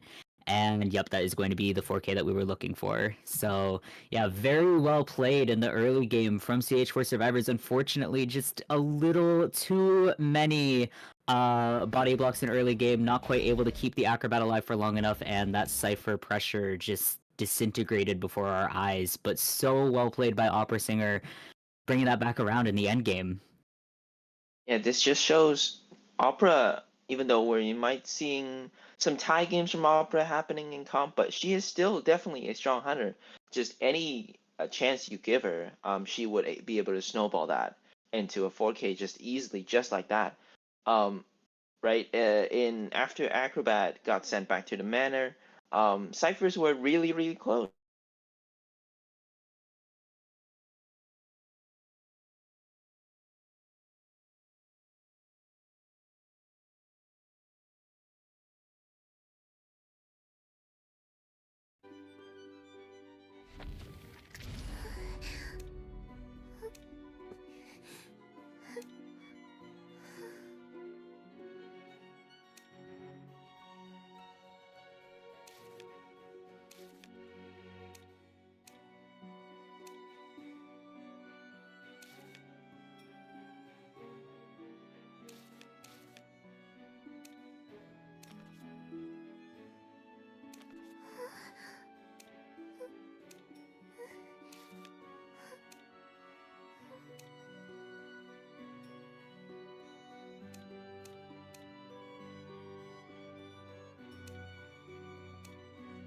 of almost every hit landing, being able to chip down the survivors bit by bit as they come into support, as they come into rescue, and using that teleport pretty much every time it came off cooldown, pressuring the ciphers and pressuring the map. Opera Singer, on a map like Moonlit, she can end up getting very turned around, getting very overextended, but a good opera singer, as we've just seen from WWW, it's not a problem at all. She's still able to keep that map control, keep that composure, and not get too turned around, not get too flustered by the survivor pressure, and just overall a very, very effective match. Yeah, I would like to point out the tour merchant support there. It worked out, right? With the catapult, with the body block and everything. It did let Acrobat kite an extra 20, 25 seconds after that. That like I'm saying 20, 25, but that is a lot against an opera, Yeah. a full presence opera be at that. So excellent support. And kiting shown from the survivor side here. Unfortunately, just fall a little bit short against an opera. This well played. Just kept his composure and dealt with all the harassment or the support coming in, and still be able to control ciphers at the end and secure the 4K like that. Yeah. But yeah, so now the pressure will be falling back onto CH4, I believe, right? Yep, CH4 Hunter. Yeah, CH4 Hunter probably has to go for a more aggressive Hunter pick. Again with Opera Ivy, or maybe they have a special pick to for the 4K. But they definitely have to aim for the 4K, as even the 3K, it does put them in a 3-point deficit. So, yeah, definitely still have to be more aggressive this round. Excited to see how they might do this. They do have Ivy. They played Ivy last round, so they have Ivy. But Opera is still probably a stronger hunter as well. So excited to see what they are gonna bring out this time. Yeah. I almost want to see a more niche pick. I mean, when we're in a situation where CH4 Hunter needs to it's pretty much 4K or no K heading into this half. So I want to see something bold, I want to see something that can be, very, very aggressive, having that 4K potential, you know. Hermit, I would say, is a bit of a risk, but could definitely be very effective, as long as we're not ending up with, the counter comms. If we're able to avoid barmaid, psychologist getting into play here, Hermit could be very effective at securing that 4K. We have seen him perform very well on Moonlit. We do have, obviously, Opera, Ivy, Hullabaloo in Global Band Jail, Goatman, presumably going to be our band hunter, but it really is, any hunter's game, especially when the stakes are this high for CH4. I would definitely like to see, either. I feel like I would rather see Opera Singer over Ivy if we are going to stick with meta, because we've been seeing, I feel like that thing that's happening with the survivors, where they're becoming more confident against the hard meta, that's been happening very, very hard to Ivy. So Ivy, bit of a risk at this point, but still obviously a very strong hunter potential. Definitely.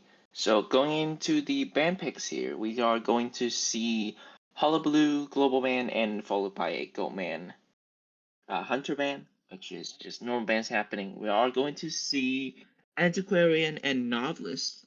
No stun Oh, for the Hunter here, but Survivors return with a coordinator and psychologist. Just overall, just great picks as well. Just very solid, very tie easy picks. We're gonna follow up by a Seaban and a mercenary pick from the survivors here. The survivor comp is just screaming tie right now.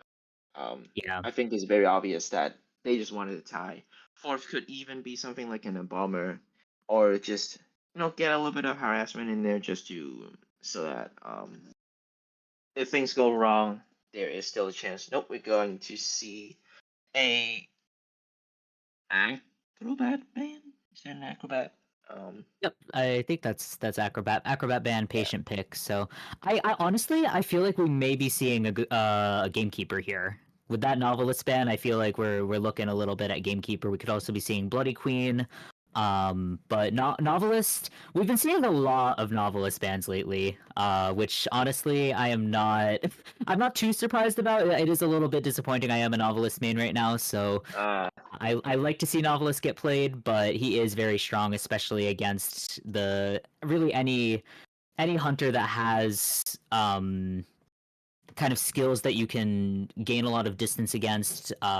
Novelists tend to have a lot of success swapping gamekeepers out of their hooks, swapping Bloody Queens out of their mirrors. So he's a very strong character against those more kind of round 2, round 3 picks. So I'm very excited to see what CH4 is going to bring to us with that ban on the table. Yeah, CH4 Hunter, we know that his Hunter pool is quite large, right? Hermit in the qualifiers, there's Goman, Ivy, Dreamwish as well. Just a lot, just a lot for the survivors to handle. But I think this team comp, honestly, kind of well rounded. Solid kite from the psychologist here, just a gun, the mercenary, solid rescue, and patient, probably second best to acrobat in fourth stop here. We are going to see an opera pick, a meta pick from the CH400 here. I'd say it's fair. It's a fair aggressive pick. Trying to get the 4K here, and I think with the survivor comp again, it just relies heavily on first kite. If first kite goes well, easy rescue from mercenary or patient or even coordinator here, or psych. They're just all very well rounded as characters in general. But I think first kite is what matters a lot here, and because there aren't really much synergy, especially with psychologists and patients split up like that. There is gun support, so we'll see if the hunter brings excitement or not for this. But we are going to see normal spawn. This is CH4 hunting versus WW surviving in round 2, game 2. This is Zero, commentating with Bones, and good luck to both teams. Yes, best of luck to both teams. We do need to see a 4-man elimination here from CH4 if they want to continue to tie things up. One escape from the survivor side will mean that WWW takes the victory in round 2. So definitely high stakes for CH4. Definitely makes sense that we're going with the opera singer pick with that aggression here. And just wanting to, I'm a little bit disappointed at the novelist ban being a mind game, but you know what? It's a smart mind game. I feel like because there's always looks like we're going to double back from Opera Singer here right away, but now we've got the momentum going, heading past 2-story here. It looks like we may be heading all the way to first stop for that psychologist as our first target. Yes. First stop pallets here aren't really the greatest. Oh, a reverse pallet here from the psychologist, giving it a very early hit. But she does have coasters. She should be able to get on, and Opera unable to get it on. But still has dash very quickly. We see Mercury trying to press the stop. Does he get it on time? He doesn't. Now Mercury is kind of stuck here. Elbow pad in time? No, it gets hit. This counts as tanking here for psychologist, but Opera notices it and basically just changes the chase to mercenary here, still with 2 elbow pads and a coaster nearby him. So this area has been buffed before, not just a window anymore. So there's a pallet safely. Very safe pallet for the mercenary to drop. Should be forcing another elbow pad here. Against these short pallets, there is a chance for the Opera to get a hit here. Just has to mind game properly here, but elbow pad unable to happen right after the vault. Mercenary should just be dying in the corner here. With 1 elbow pad remaining, 1 of the tide is gone, so not the best situation for the survivors here. But there is a coordinator, however there is excitement as well. This is looking quite well for the Hunter side. Yeah, and Mercenary is also our only survivor with Tide Turners, so Tide Turner very likely not going to be able to be used in this match unless the survivors are able to successfully get the pressure off the Mercenary. But such a strong start here for our Opera Singer. It looks like we do have Coordinator coming in for the rescue, but with that excitement in play, it's going to be very dangerous for her. But we're not going to take an early hit. We will be looking for a hit closer to the chair. Gun not in use yet, but a beautiful before half rescue, and that excitement is just going to go off immediately with the gun. Looks like we are looking for the double town. Beautiful flywheel from Coordinator. Unfortunately, not quite enough, not quite able to make it to that pallet. And we're going to go ahead and share Coordinator. So we are allowing Mercenary to get that distance. Psychologist is going to come through with the distance heal. Mercenary will be able to come for this rescue. So very well played from WWW survivors, kind of keeping things alive here. Yeah, Mercenary getting healed by the psychologist here doesn't have an elbow pad as used to escape from the opera here. But if this is a full because it's opera, he might get double down here, even though able to use his tide. Yeah, opera didn't really miss you. Does miss a dash, but still able to get the double down.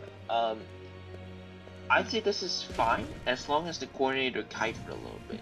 As ciphers were quite slow as healings were happening, right? And like just a lot of survivors running around trying to do rescues. Even though tide is happening here, I think this is a slow ticking time bomb for the survivors as a lot of hits happen. Trying to do the tram support, coaster support. Just a lot of not decoding happening here. Yeah, as we have Mercenary already down, Psychologist as half health, and Patient have to come in for the rescue. Not even having Tide here. It's not looking well, particularly well, but Ciphers are there. Ciphers are there. One is about to pop, one hasn't started yet, but we'll see how the survivors handle this. Patient coming in with the hook, trying to get to the chair as close as possible, able to get the rescue, no double down happening. Is Court able to get to the coaster? She is, with the opera though. Yeah, opera coming along for the ride. We do have Cyphers looking a little slow still. I think, we are going to go ahead and stop the heal. Nice avoiding of the hit there from Coordinator. Flywheel also back up. We've got this 2-pallet area outside of the tent to work with. And we are going to use the flywheel there, just going to buy us a little bit more time, but unfortunately not quite able to make it back to that pallet. Coordinator will be going down here once again. Ciphers have not been started up yet. We are just going to go ahead and take the time to heal everybody back up, because we are looking for WWW survivors only need that one escape here, so they are just going to be pushing as hard as they can for that result. But CH4 Hunter obviously off to a very strong start and hungry for that 4-man elimination. This 60 seconds after the first chair is just extremely important. It depends on if she can find her next target, which she does find Mercenary, who has been chaired before and doesn't really have any elbow pads. Survivors, because they were trying to heal, doesn't really have time to decode, but finds the psychologist there in the open, gets a free hit. Patient kind of forced to run a little bit as well as Opera's was getting close, but opts to chase the psychologist, misses a hit, but does get a tear shock on the vault there. Still sees the Mercenary, opts to just let the psychologist bleed out here.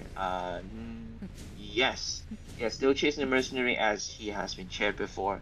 Ciphers are getting there, Patient already decoding the Cypher up to 70%, and just one more Cypher is all they need. Palisade goes here, great bait from the Mercenary here, no vault happening, no terror shock happening for the Opera here, and another Palisade, great kite from the Mercenary, even though no L-Pass, still able to contain the Opera, and now, just because the Mercenary is able to hold on the 60 seconds is more and more favor for the survivors here.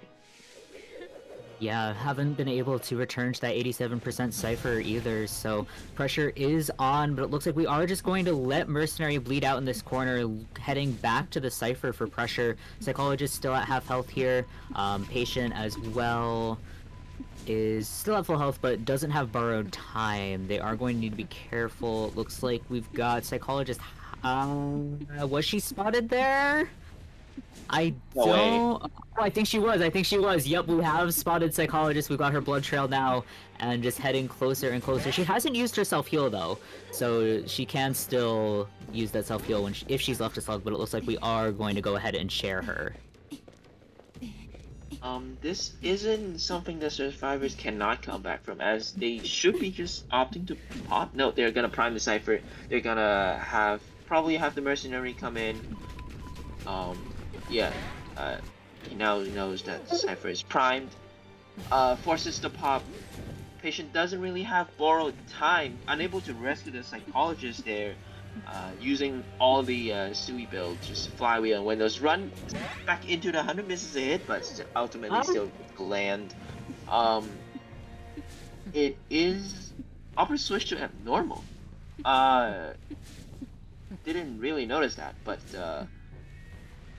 again, survivors really It's just on cooldown. Mercenary, yeah, trying to get the gate open. Opera without teleport switch, unable to get to the gate in time, and fearing of the patient's self-heal to rescue the psychologist, opts to just chair the patient after checking the 4-star gate. Yep, well and played that for the is survivor Mercenary here. out. They did their job to get the 1-man.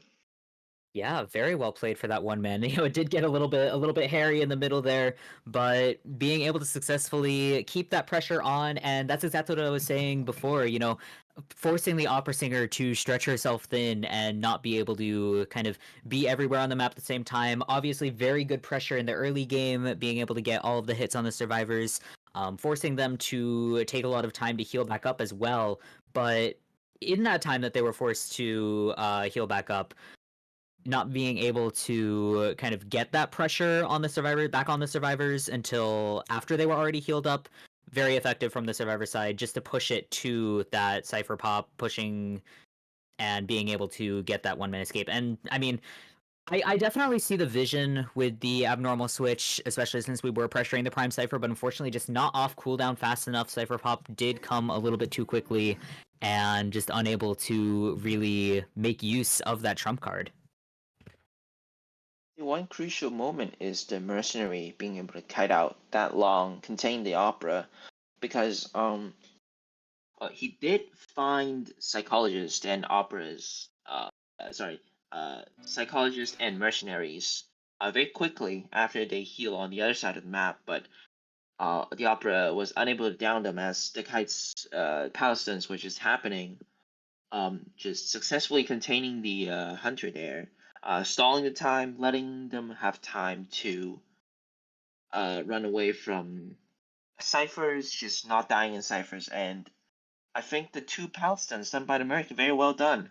Just being able to contain the hunter away from the ciphers there. Again, the 60 seconds after the first person got sent back to the manor is like extremely crucial for opera games. Usually, is if the opera can get it down, right next to a cipher, then it's almost game over for the survivors. As you know, just fast mobility, able to camp a cipher.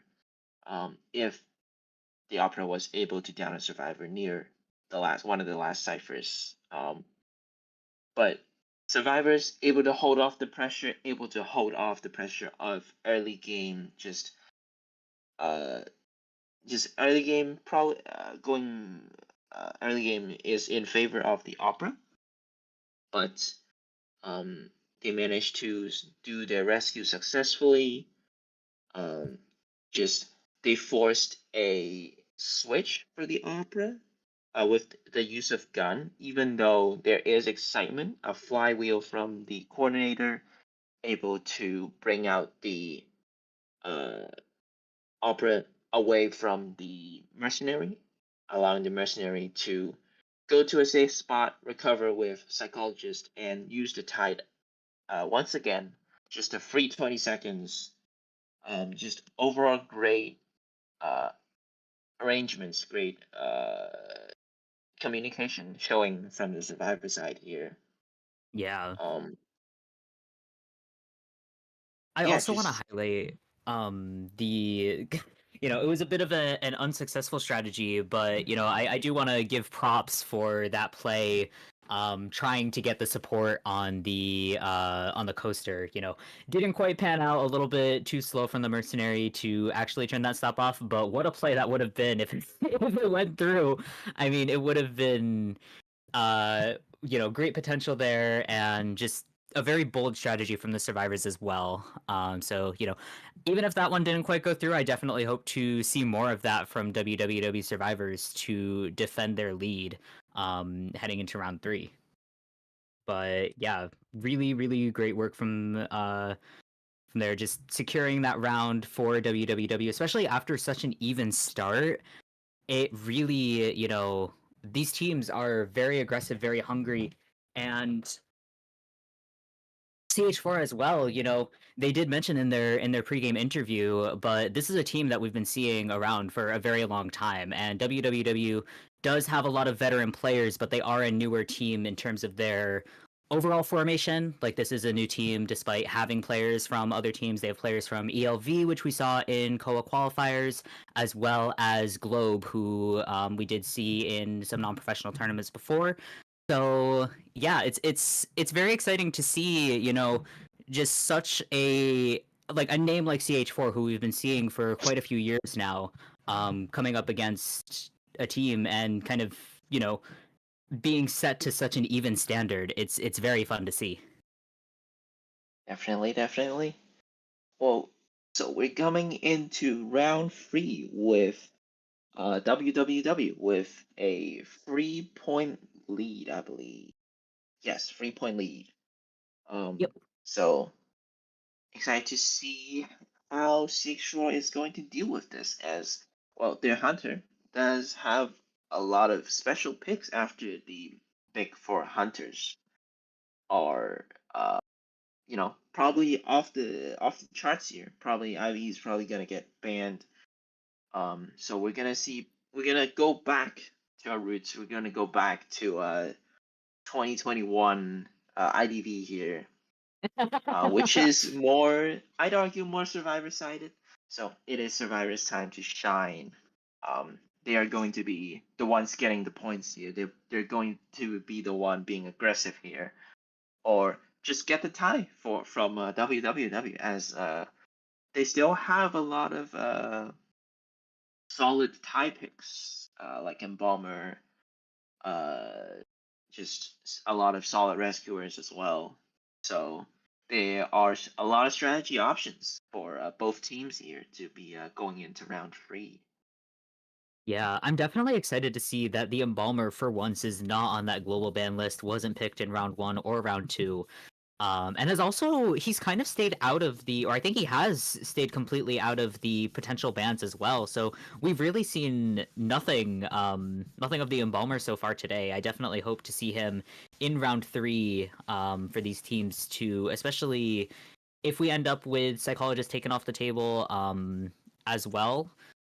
So kind of having the extra hit mechanic obviously banned, or possibly banned. We could see mechanic coming through as well. So it is, I feel like, as we head into this more survivor-sided round, or potentially survivor-sided round, I'm interested in the hunter picks, but I'm also interested to see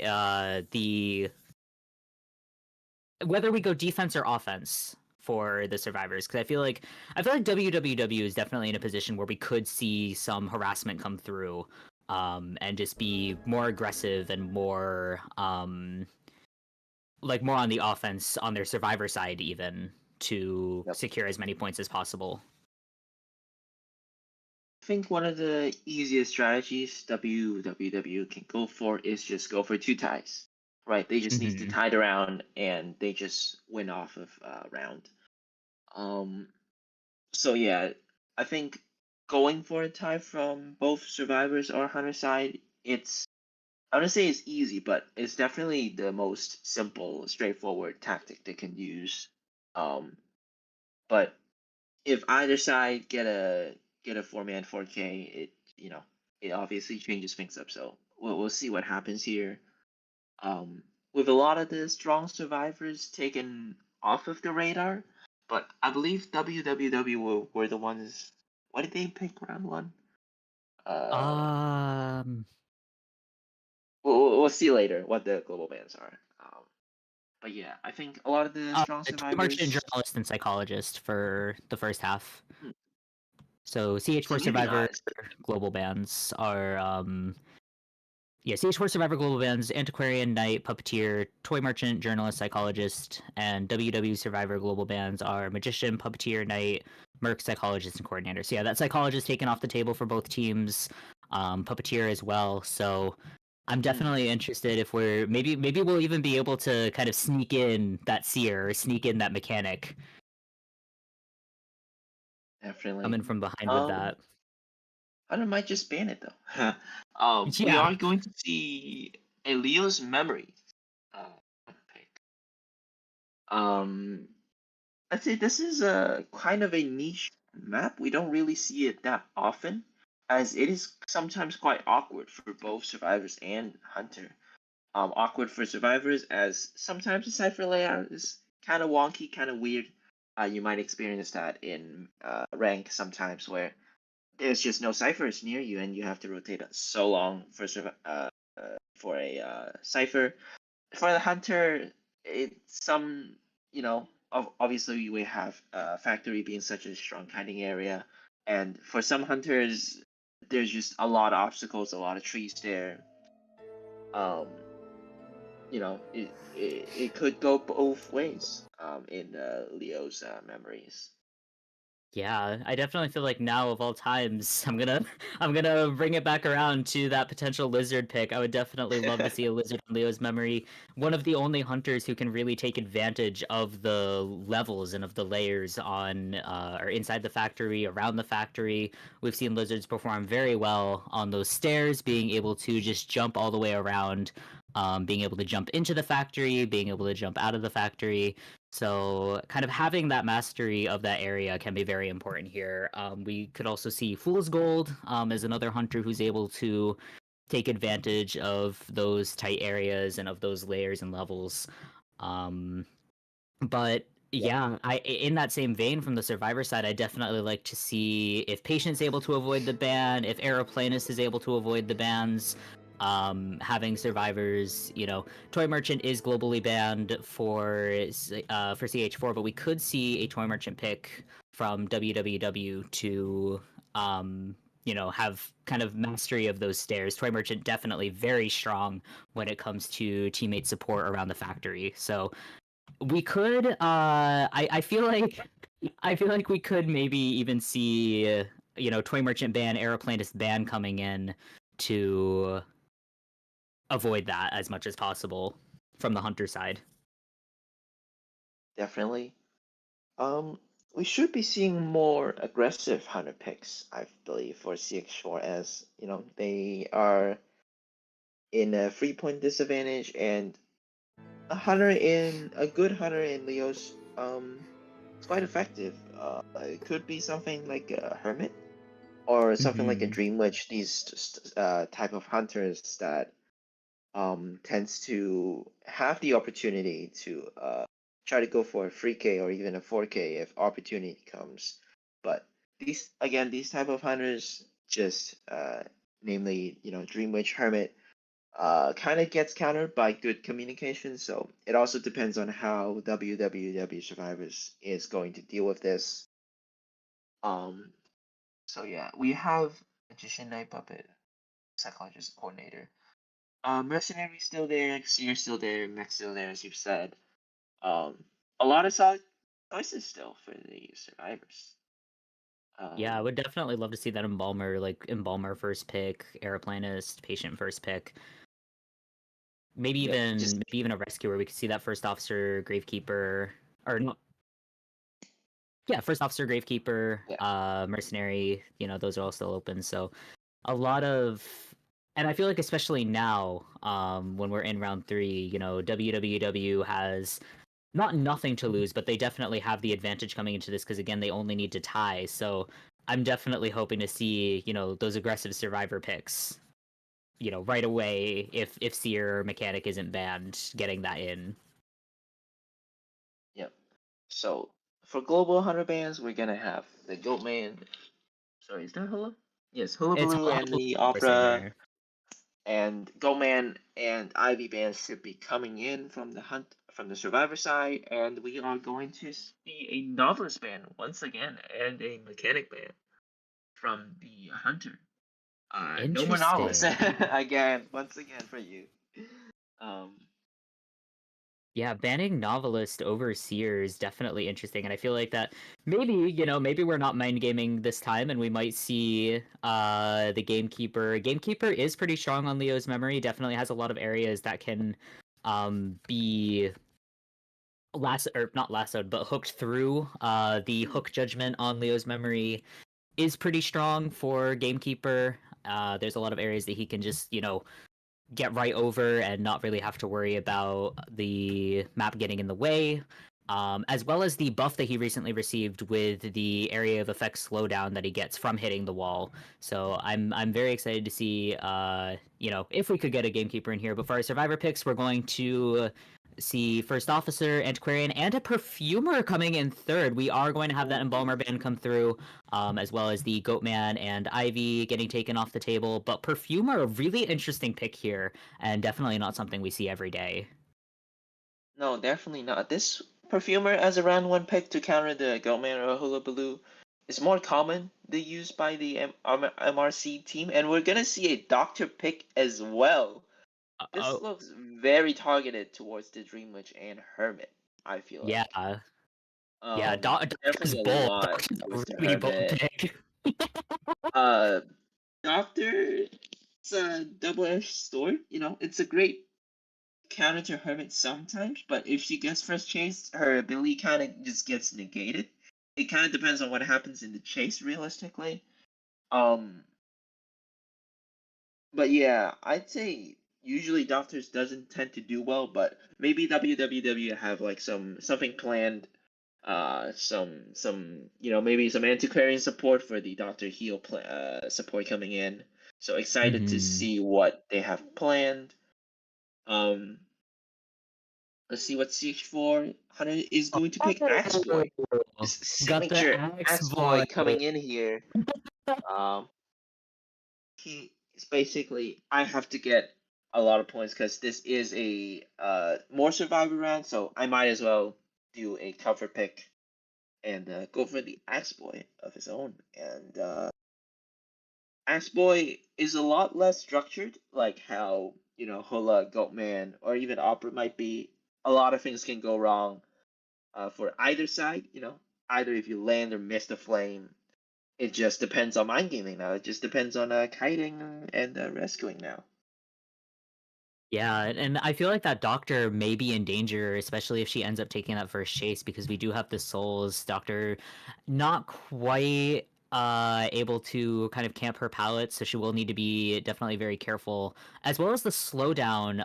Once we hit some more presence with the Axe Boy, that slowdown ability with the trees that I'm forgetting the technical term for, but having the fast soul is definitely going to be very very dangerous for the Doctor here. But we have placed her in the factory to keep her a little bit more safe. But entering first half of round 3, CH4 versus WWW, CH4 hunting, WWW surviving.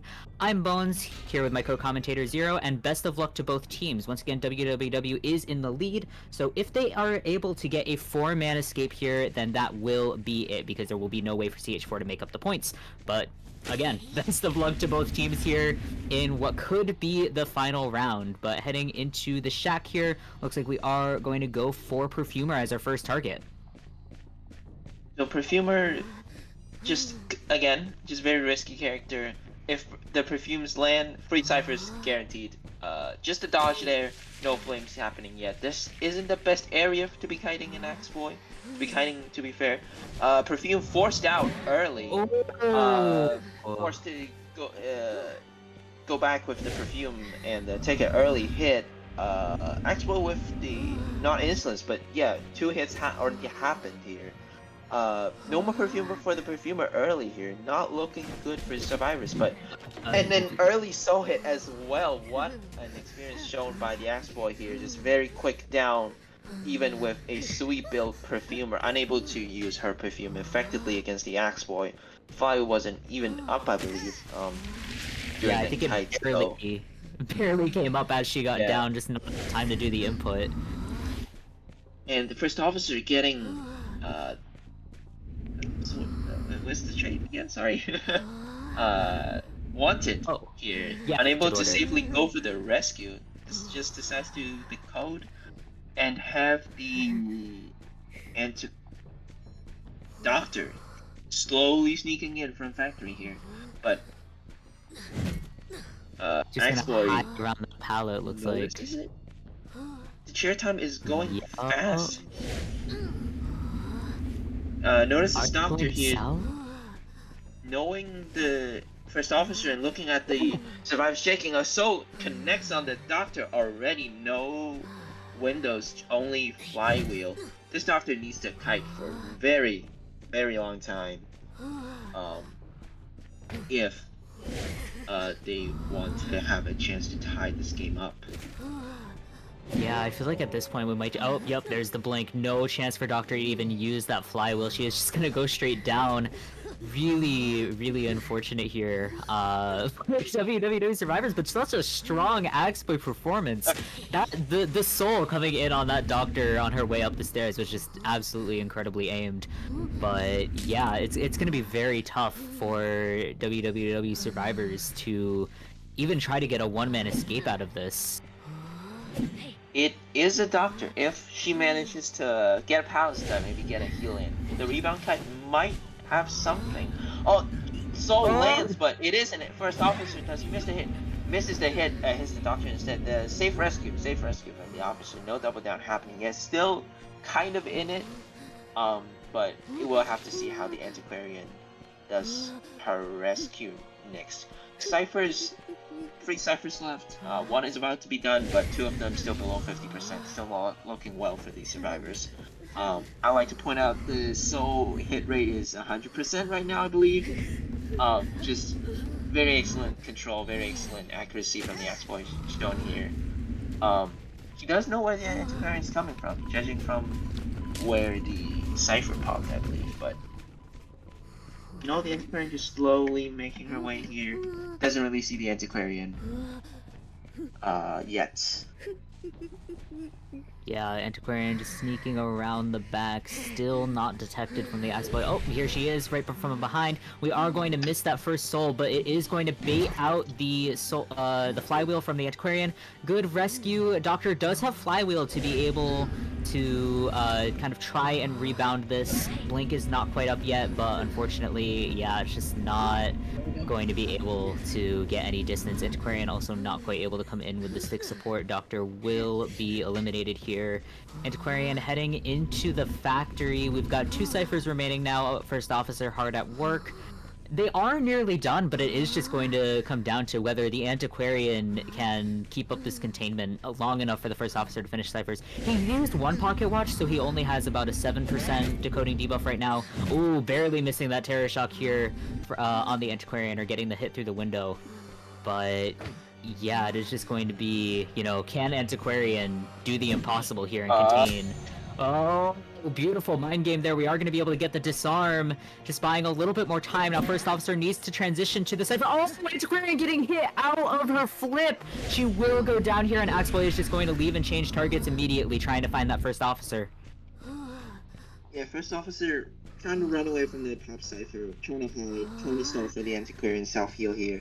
There is still one-man potential. The cipher is at 84%. It is still possible for the survivors to get the one-man out, or even tie if first officer able to save his pocket watch and antiquarian able to save his stick. Axboy doesn't really know where the first officer is. Come back to check on the antiquarian. No tinnitus, as the first officer is in Godkite. This is going to be a hiding game now, as the heal from Antiquarian is the pressure, and also the cipher almost being primed. He could switch to abnormal, but he could also just save the trump card. Is he gonna abnormal it? Nope. Just looked at it. Just want to check how much cipher, how many percentage it is. Despite First that, officer and chest.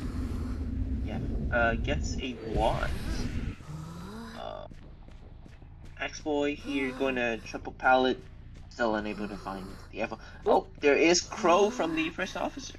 First officer is still bringing both items with him. Antiquarian picks herself up as well.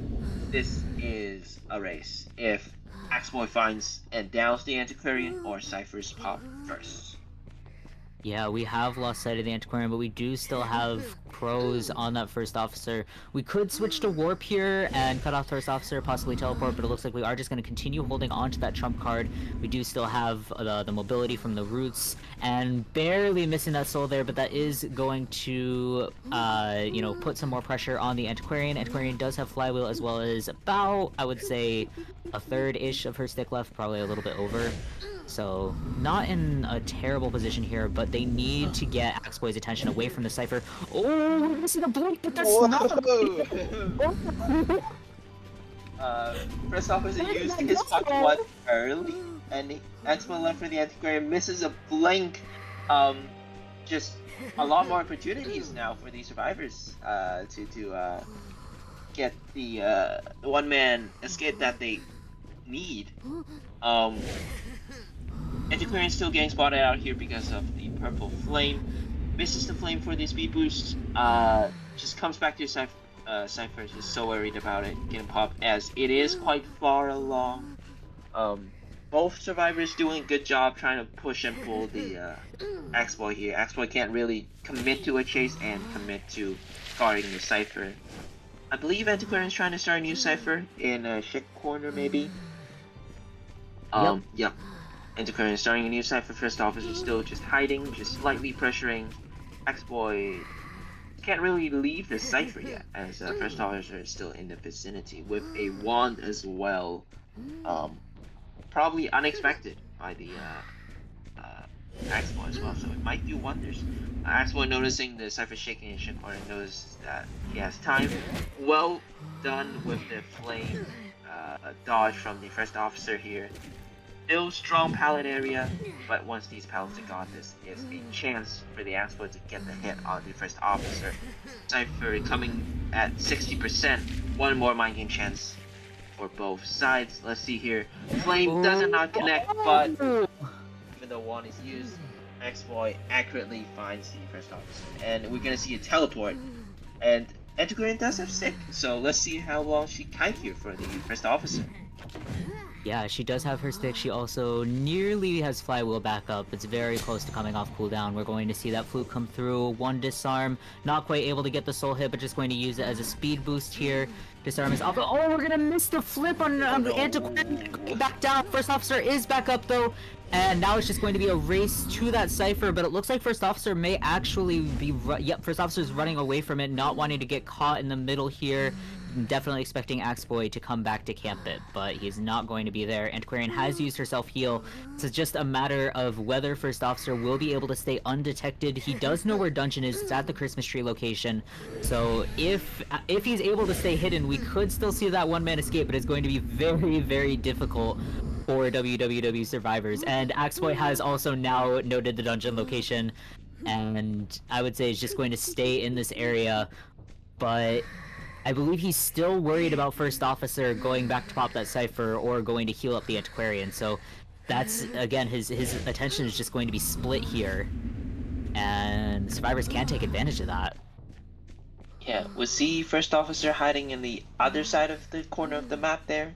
Very smart, trying to not give Tinnitus at all, which worked out as Antiquarian stayed in the, the other corner, distracting. I think Cypher's is in one corner, Antiquarian in another, First Officer in another as well. Greatly planned, but it seems like finally the officer is going to get found, and without Antiquarian self-heal, First Officer goes down here, and 4K from Axborn from CH4 here. Well done. This makes the point for a 2-point lead, I believe, for CH4 now. It is now WWW who needs to get the free kick if they want to continue to round 4. Yeah, I believe if WWW is able to get a 4-man elimination, then they will still be able to win here. But yeah, 4-man elimination will be WWW It is win. tough. It is tough in a Anything round 3 else? situation. I think depending on the point, CH4, if they're able to get enough escapes, could actually win this from behind. Yes, so a tie, a 3-man escape, or a 4-man escape would be a win for CH4. A 3-man elimination would be round 4 happening, and a 4-man elimination from WWW Hunting here would result in a win for WWW. Yeah, just what a way for that exploit to come through and tie things up. Just very, very well played. And you know, we've been talking this whole time about how the unconventional, untraditional hunter picks can really make a difference, and that's that's that right there. Seeing that Yep. exploit and just the accurate souls, the complete, demolition, I would say, of that perfumer and of that doctor just not standing a chance. Against the power of CH4's Axboy. Just really, really impressive. And for a hunter who I would say, I feel like Axboy is one of those hunters who is just he's a little bit like Lizard there. He's very accuracy based. He's not as like hard presence based, or he really depends on the individual skill of the hunters. So being able to see just how accurate Ling's exploit is, just very well played, and always fun to see as well. When the non-traditional hunter picks are able to perform very well like that. Definitely. I'd say maybe the band picks for WWW Survivors here may be a little bit too counter for the Hermit, but maybe a little bit too much on that side. And Hmm. with the Perfumer and Doctor pick opened up another sort of weakness for other hunters. Well, evidently shown for this match we just had with Exploit here. Just combined with accurate soul hits, um, just went really, really well for the Exploit there. They had a chance to one man there, but Antiquarian and First Officer did dodge multiple flames, but it's a little too late for the survivors. And Exploit still able to secure the 4K that CH4 uh, really, really needed there, and turning the tide against WWW as well. It is them now who needs to be even more aggressive uh, to if they want to tie up this round or even to get the win immediately with a 4K. Yeah, I'm definitely excited to see, because whenever teams are kind of push their limit is always when the best gameplay comes out, and we did just see that from CH4, and it's absolutely time for WWW to, they have to return the favor here, and really, just come out guns blazing, looking for that 4-man elimination. But CH4 survivors, it's on them to be able to get as many escapes as possible. We've got antiquarian, knight, puppeteer, toy merchant, journalist, and psychologist on our ban list, which does leave us pretty open. We still have. I would definitely hope to see. Maybe we can actually see that Embalmer coming out here and avoiding the bans, but Embalmer, Seer, Mechanic. We've still got powerful. We've got powerful rescuers as well, not in the Banjel, but okay, Banjel is going to contain that Seer and that Mechanic. We do still have Embalmer open and able to be selected by the survivors, so we could see that as a defensive pick. We could also see our Rescuer coming out first here, Gravekeeper, Mercenary, First Officer. But yeah, I mean, it's stakes are high, Mhm. very, very high right now. It is definitely. We have antiquarian, puppeteer, knight, toy merchant, psychologist, and journalist. And I think the notable one is toy merchant here, just disabling the toy merchant support for CH4 in factory there. So they have to work around that. We are going to see the global ban of Goatman and Opera, and a ban for Hullabaloo, and Ivy. Just the big four hunters gone. Excited to see what WWW Hunter is going to pick. You might see that Percy again. Didn't work as well last time, but they might have refined it and might work wonders this round. We are going to see a Seer Mechanic Man just off, off of the meta survivors, and survivors are going to be picking. Oh, there we go, the Embalmer Oh, that we have been constantly talking about, and Barmaid pick as basically second best to a psychologist type survivor. Um, Probably to counter the potential Dream Witch, Hermit, so on and so forth. But it's just overall solid pick so far for CX4.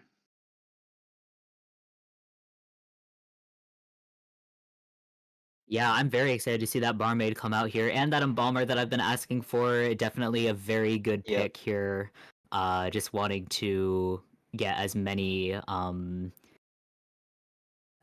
survivors as possible out the gate. You know, they need to avoid at all costs getting four-manned because, you know, they have their chance here to bring things back from behind. That Axeboy performance really just, you know, giving them that boost that they needed here. So very excited to see the Embalmer come out. Very excited to see the Barmaid as well. And yeah, it looks like is that a fire investigator ban coming I through believe for so, our yes. third selection? Yeah, yeah, no fire investigator, which I feel like we did kind of gloss over. You know, considering him, but he is very strong on Leo's memory with the factory and all those areas for support. So definitely understandable ban. We will see coordinator in his place, and that is an explorer ban as our final selection. So not wanting to see that decoding come through at all. WWW did their homework. They Yeah. probably knew that CX4 has a Explorer special pick, so get rid of him. Just no more hiding for CX4. We're going to see a secured rescuer coming in here, Gravekeeper. Just an over solid pick.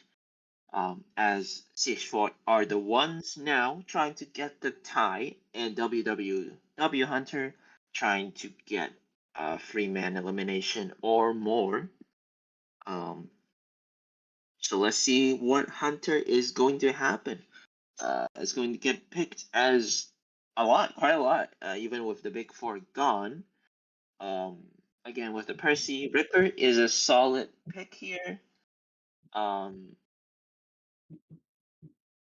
we shall see, but Yeah, Embalmer I'd still definitely. I'd still love to see a lizard, but I mean it would be definitely tough against this comp. Barmaid can get a lot of distance. Coordinator with the gun support. Gravekeeper also just a very reliable rescuer. Definitely glad to see Gravekeeper getting out here.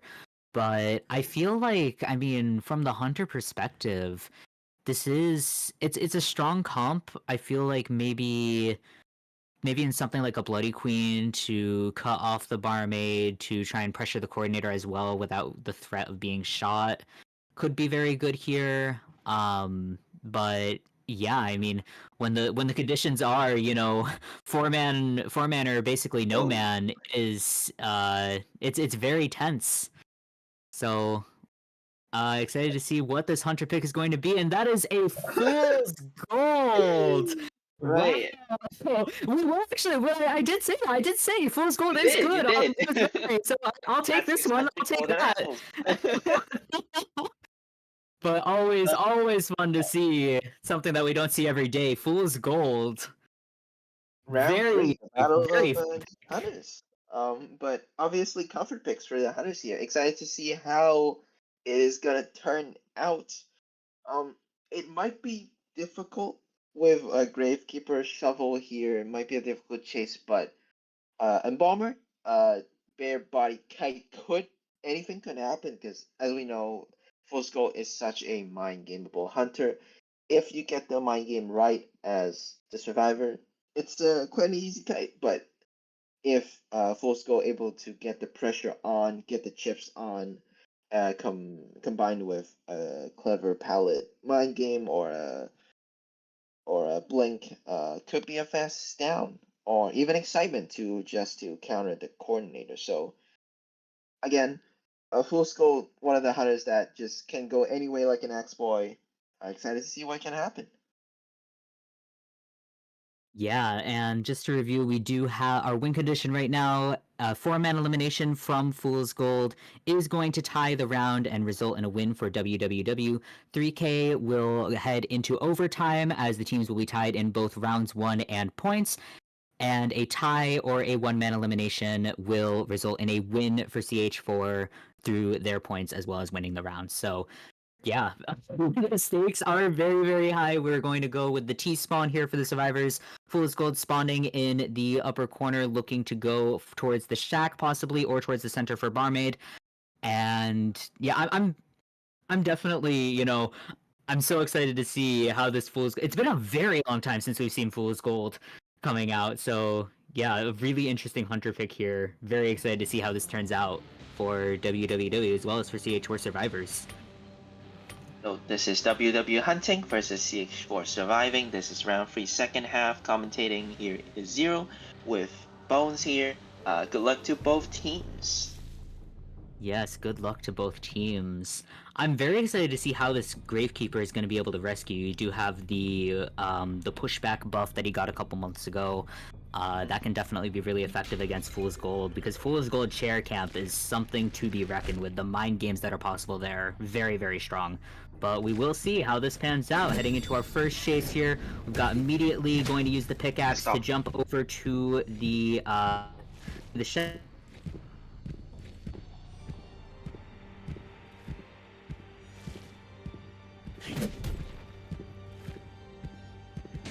Just went out, or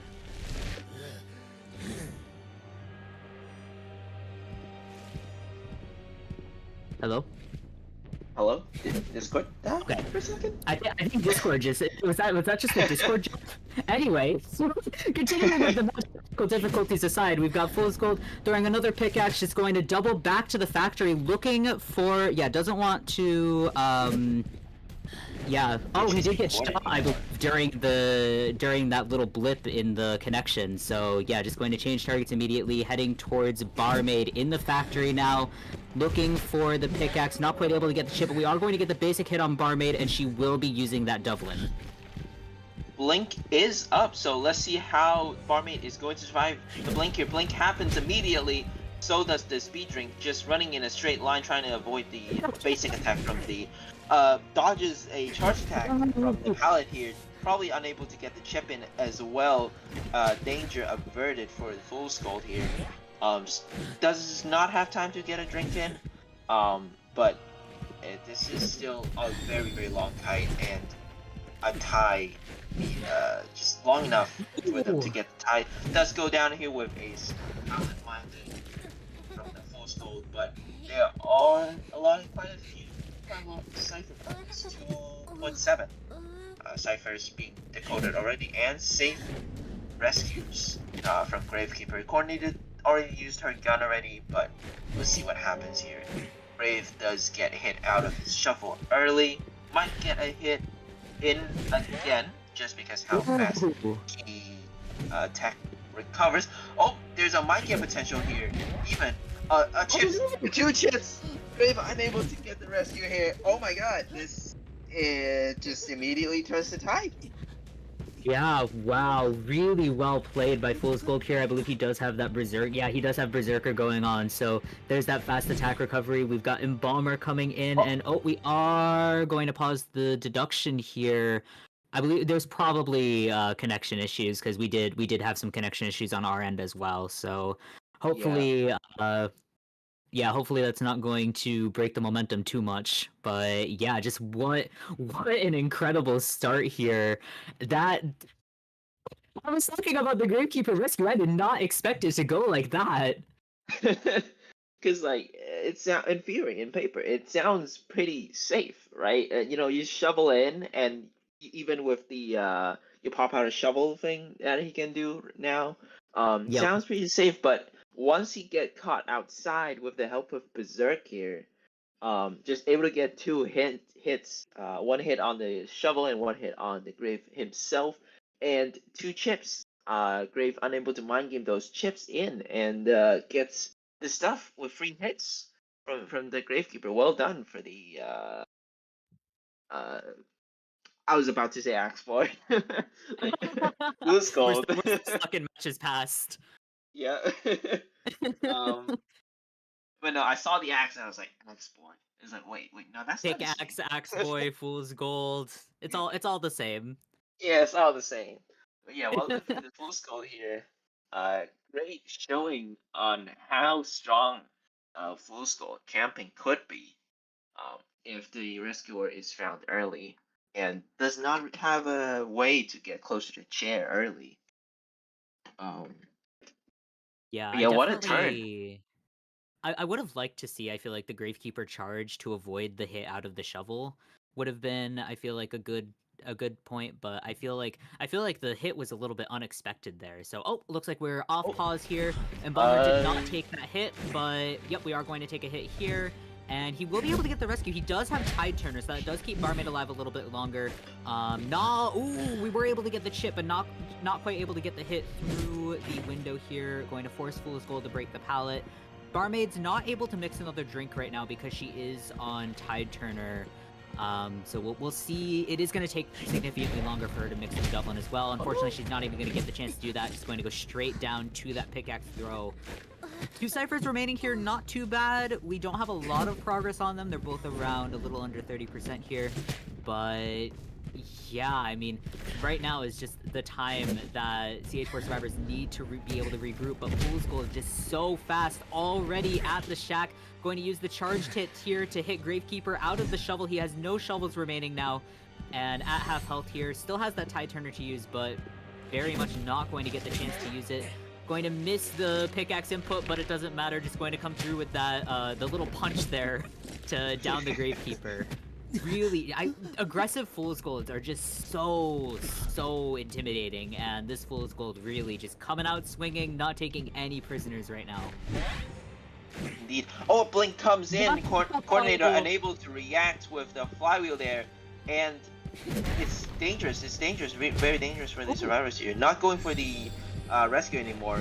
Wants to get help from the Embalmer. Embalmer uses the coffin probably just to use the 8-second vulnerability to force the rescue off. But Gravekeeper is going after half already. Cypher's still at 2 ciphers, not looking great for survivors.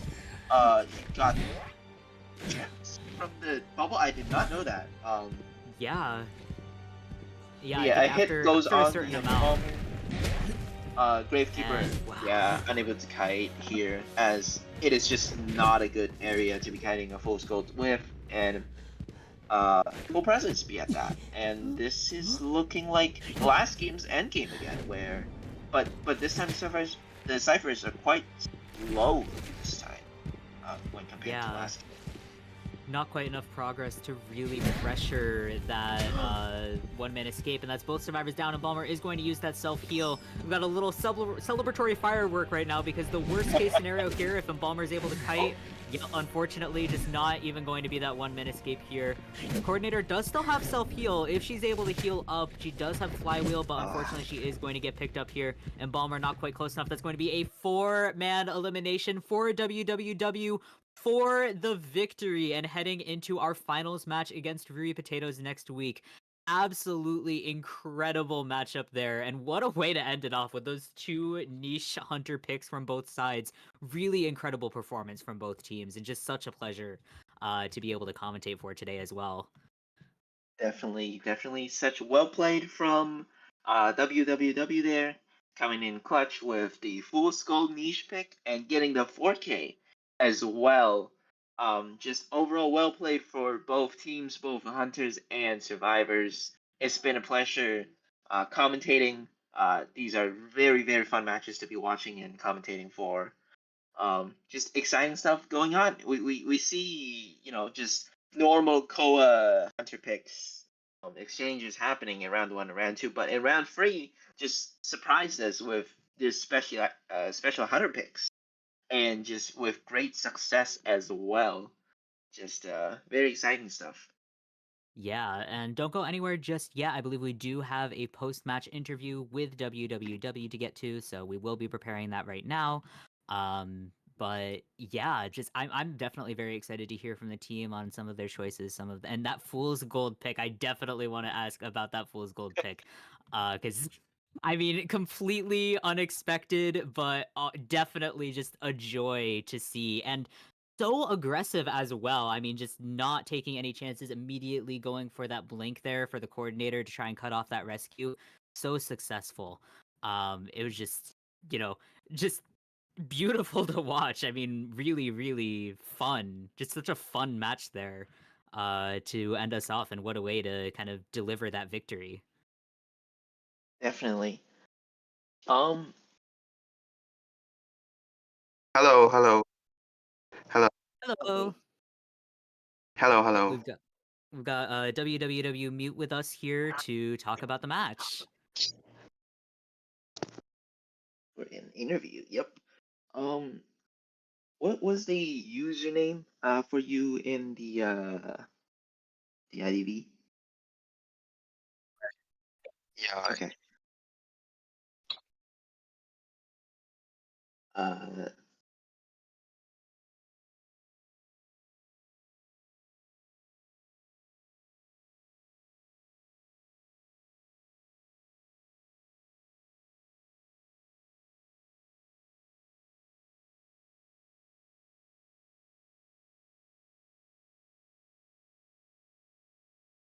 I think I can do it in English. And has this started now or like? Yeah. Oh, I see. Yeah, we're live, hot on the mic. So say hello to everybody. Hello, And hello. yeah, I think the first thing I definitely want to ask about. I mean, obviously, great to have you with us. And congratulations as well for advancing to our finals against Ruri Potatoes next week. And just how are you feeling from that victory?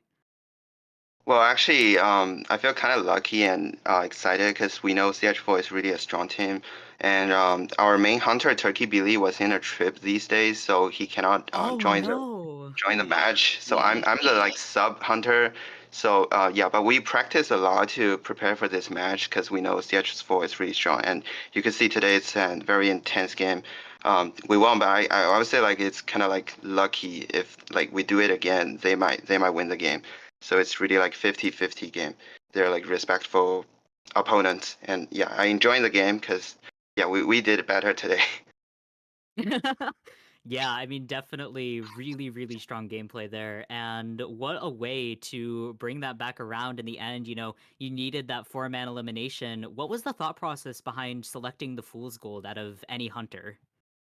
Well, actually, I was S1 Full Skull like a few seasons ago. So Full Skull is actually one of my main hunters, and I just feel like Leo's Memory is a good map for me to play Full Skull, and that kind of the roles they pick, especially the gravekeeper. Is that yeah, it's likely to just prevent him from like rescuing the people. So I kind of want to play the Fosco, and also yeah, Fosco is my one of my favorite character. I want to end the game with it, no matter I lose or win. Yeah, it was awesome to see. I mean, we were talking before in the band pick about how Fool's Gold is strong, one of the hunters that's really strong on Leo's memory. So it's just very exciting to see that come out, especially as a less traditional pick. And yeah, how are you feeling about next week's matchup against Rui Potatoes for the final? Well, I have a few friends there, and I know they're really a strong team too. And we will prepare and to see like who play better. But I know they're strong, and yeah, good luck to them. I'm looking forward to play against them. Yeah, definitely looking forward to being able to see that next week as well. And is there anything that you would like to say to your fans, to the viewers here, about the match, or just in general? Oh, I think I'm not looking at the live, but I really appreciate like everybody who supports us. And yeah, I want to say thank you to my teammates because they did really awesome job today. We practiced a lot, and they yeah they sometimes they would like to practice new roles for the team. I appreciate that because I'm kind of lazy. I don't do that. And yeah, and also thank you for Turkey Billy. He's even he's in the trip, he's still considering about the band picks for us and encouraging us, even though when we are like in a very dangerous situation just now. Yeah, and I just want to say thank you to all the fans or like people who supports us, and also thank you to the LO League that could give us a stage for performing the games. Of course. Thank you so much for joining us as well for the post-match interview. Thank You you. know, it's something new that we're doing, and honestly, like I think it's really fun to be able to talk to the players as well and kind of get that inside look at your thought processes and kind of how these things go. But yeah, thank you so much. Congratulations on winning today as well. And very excited to see you next week. Yeah,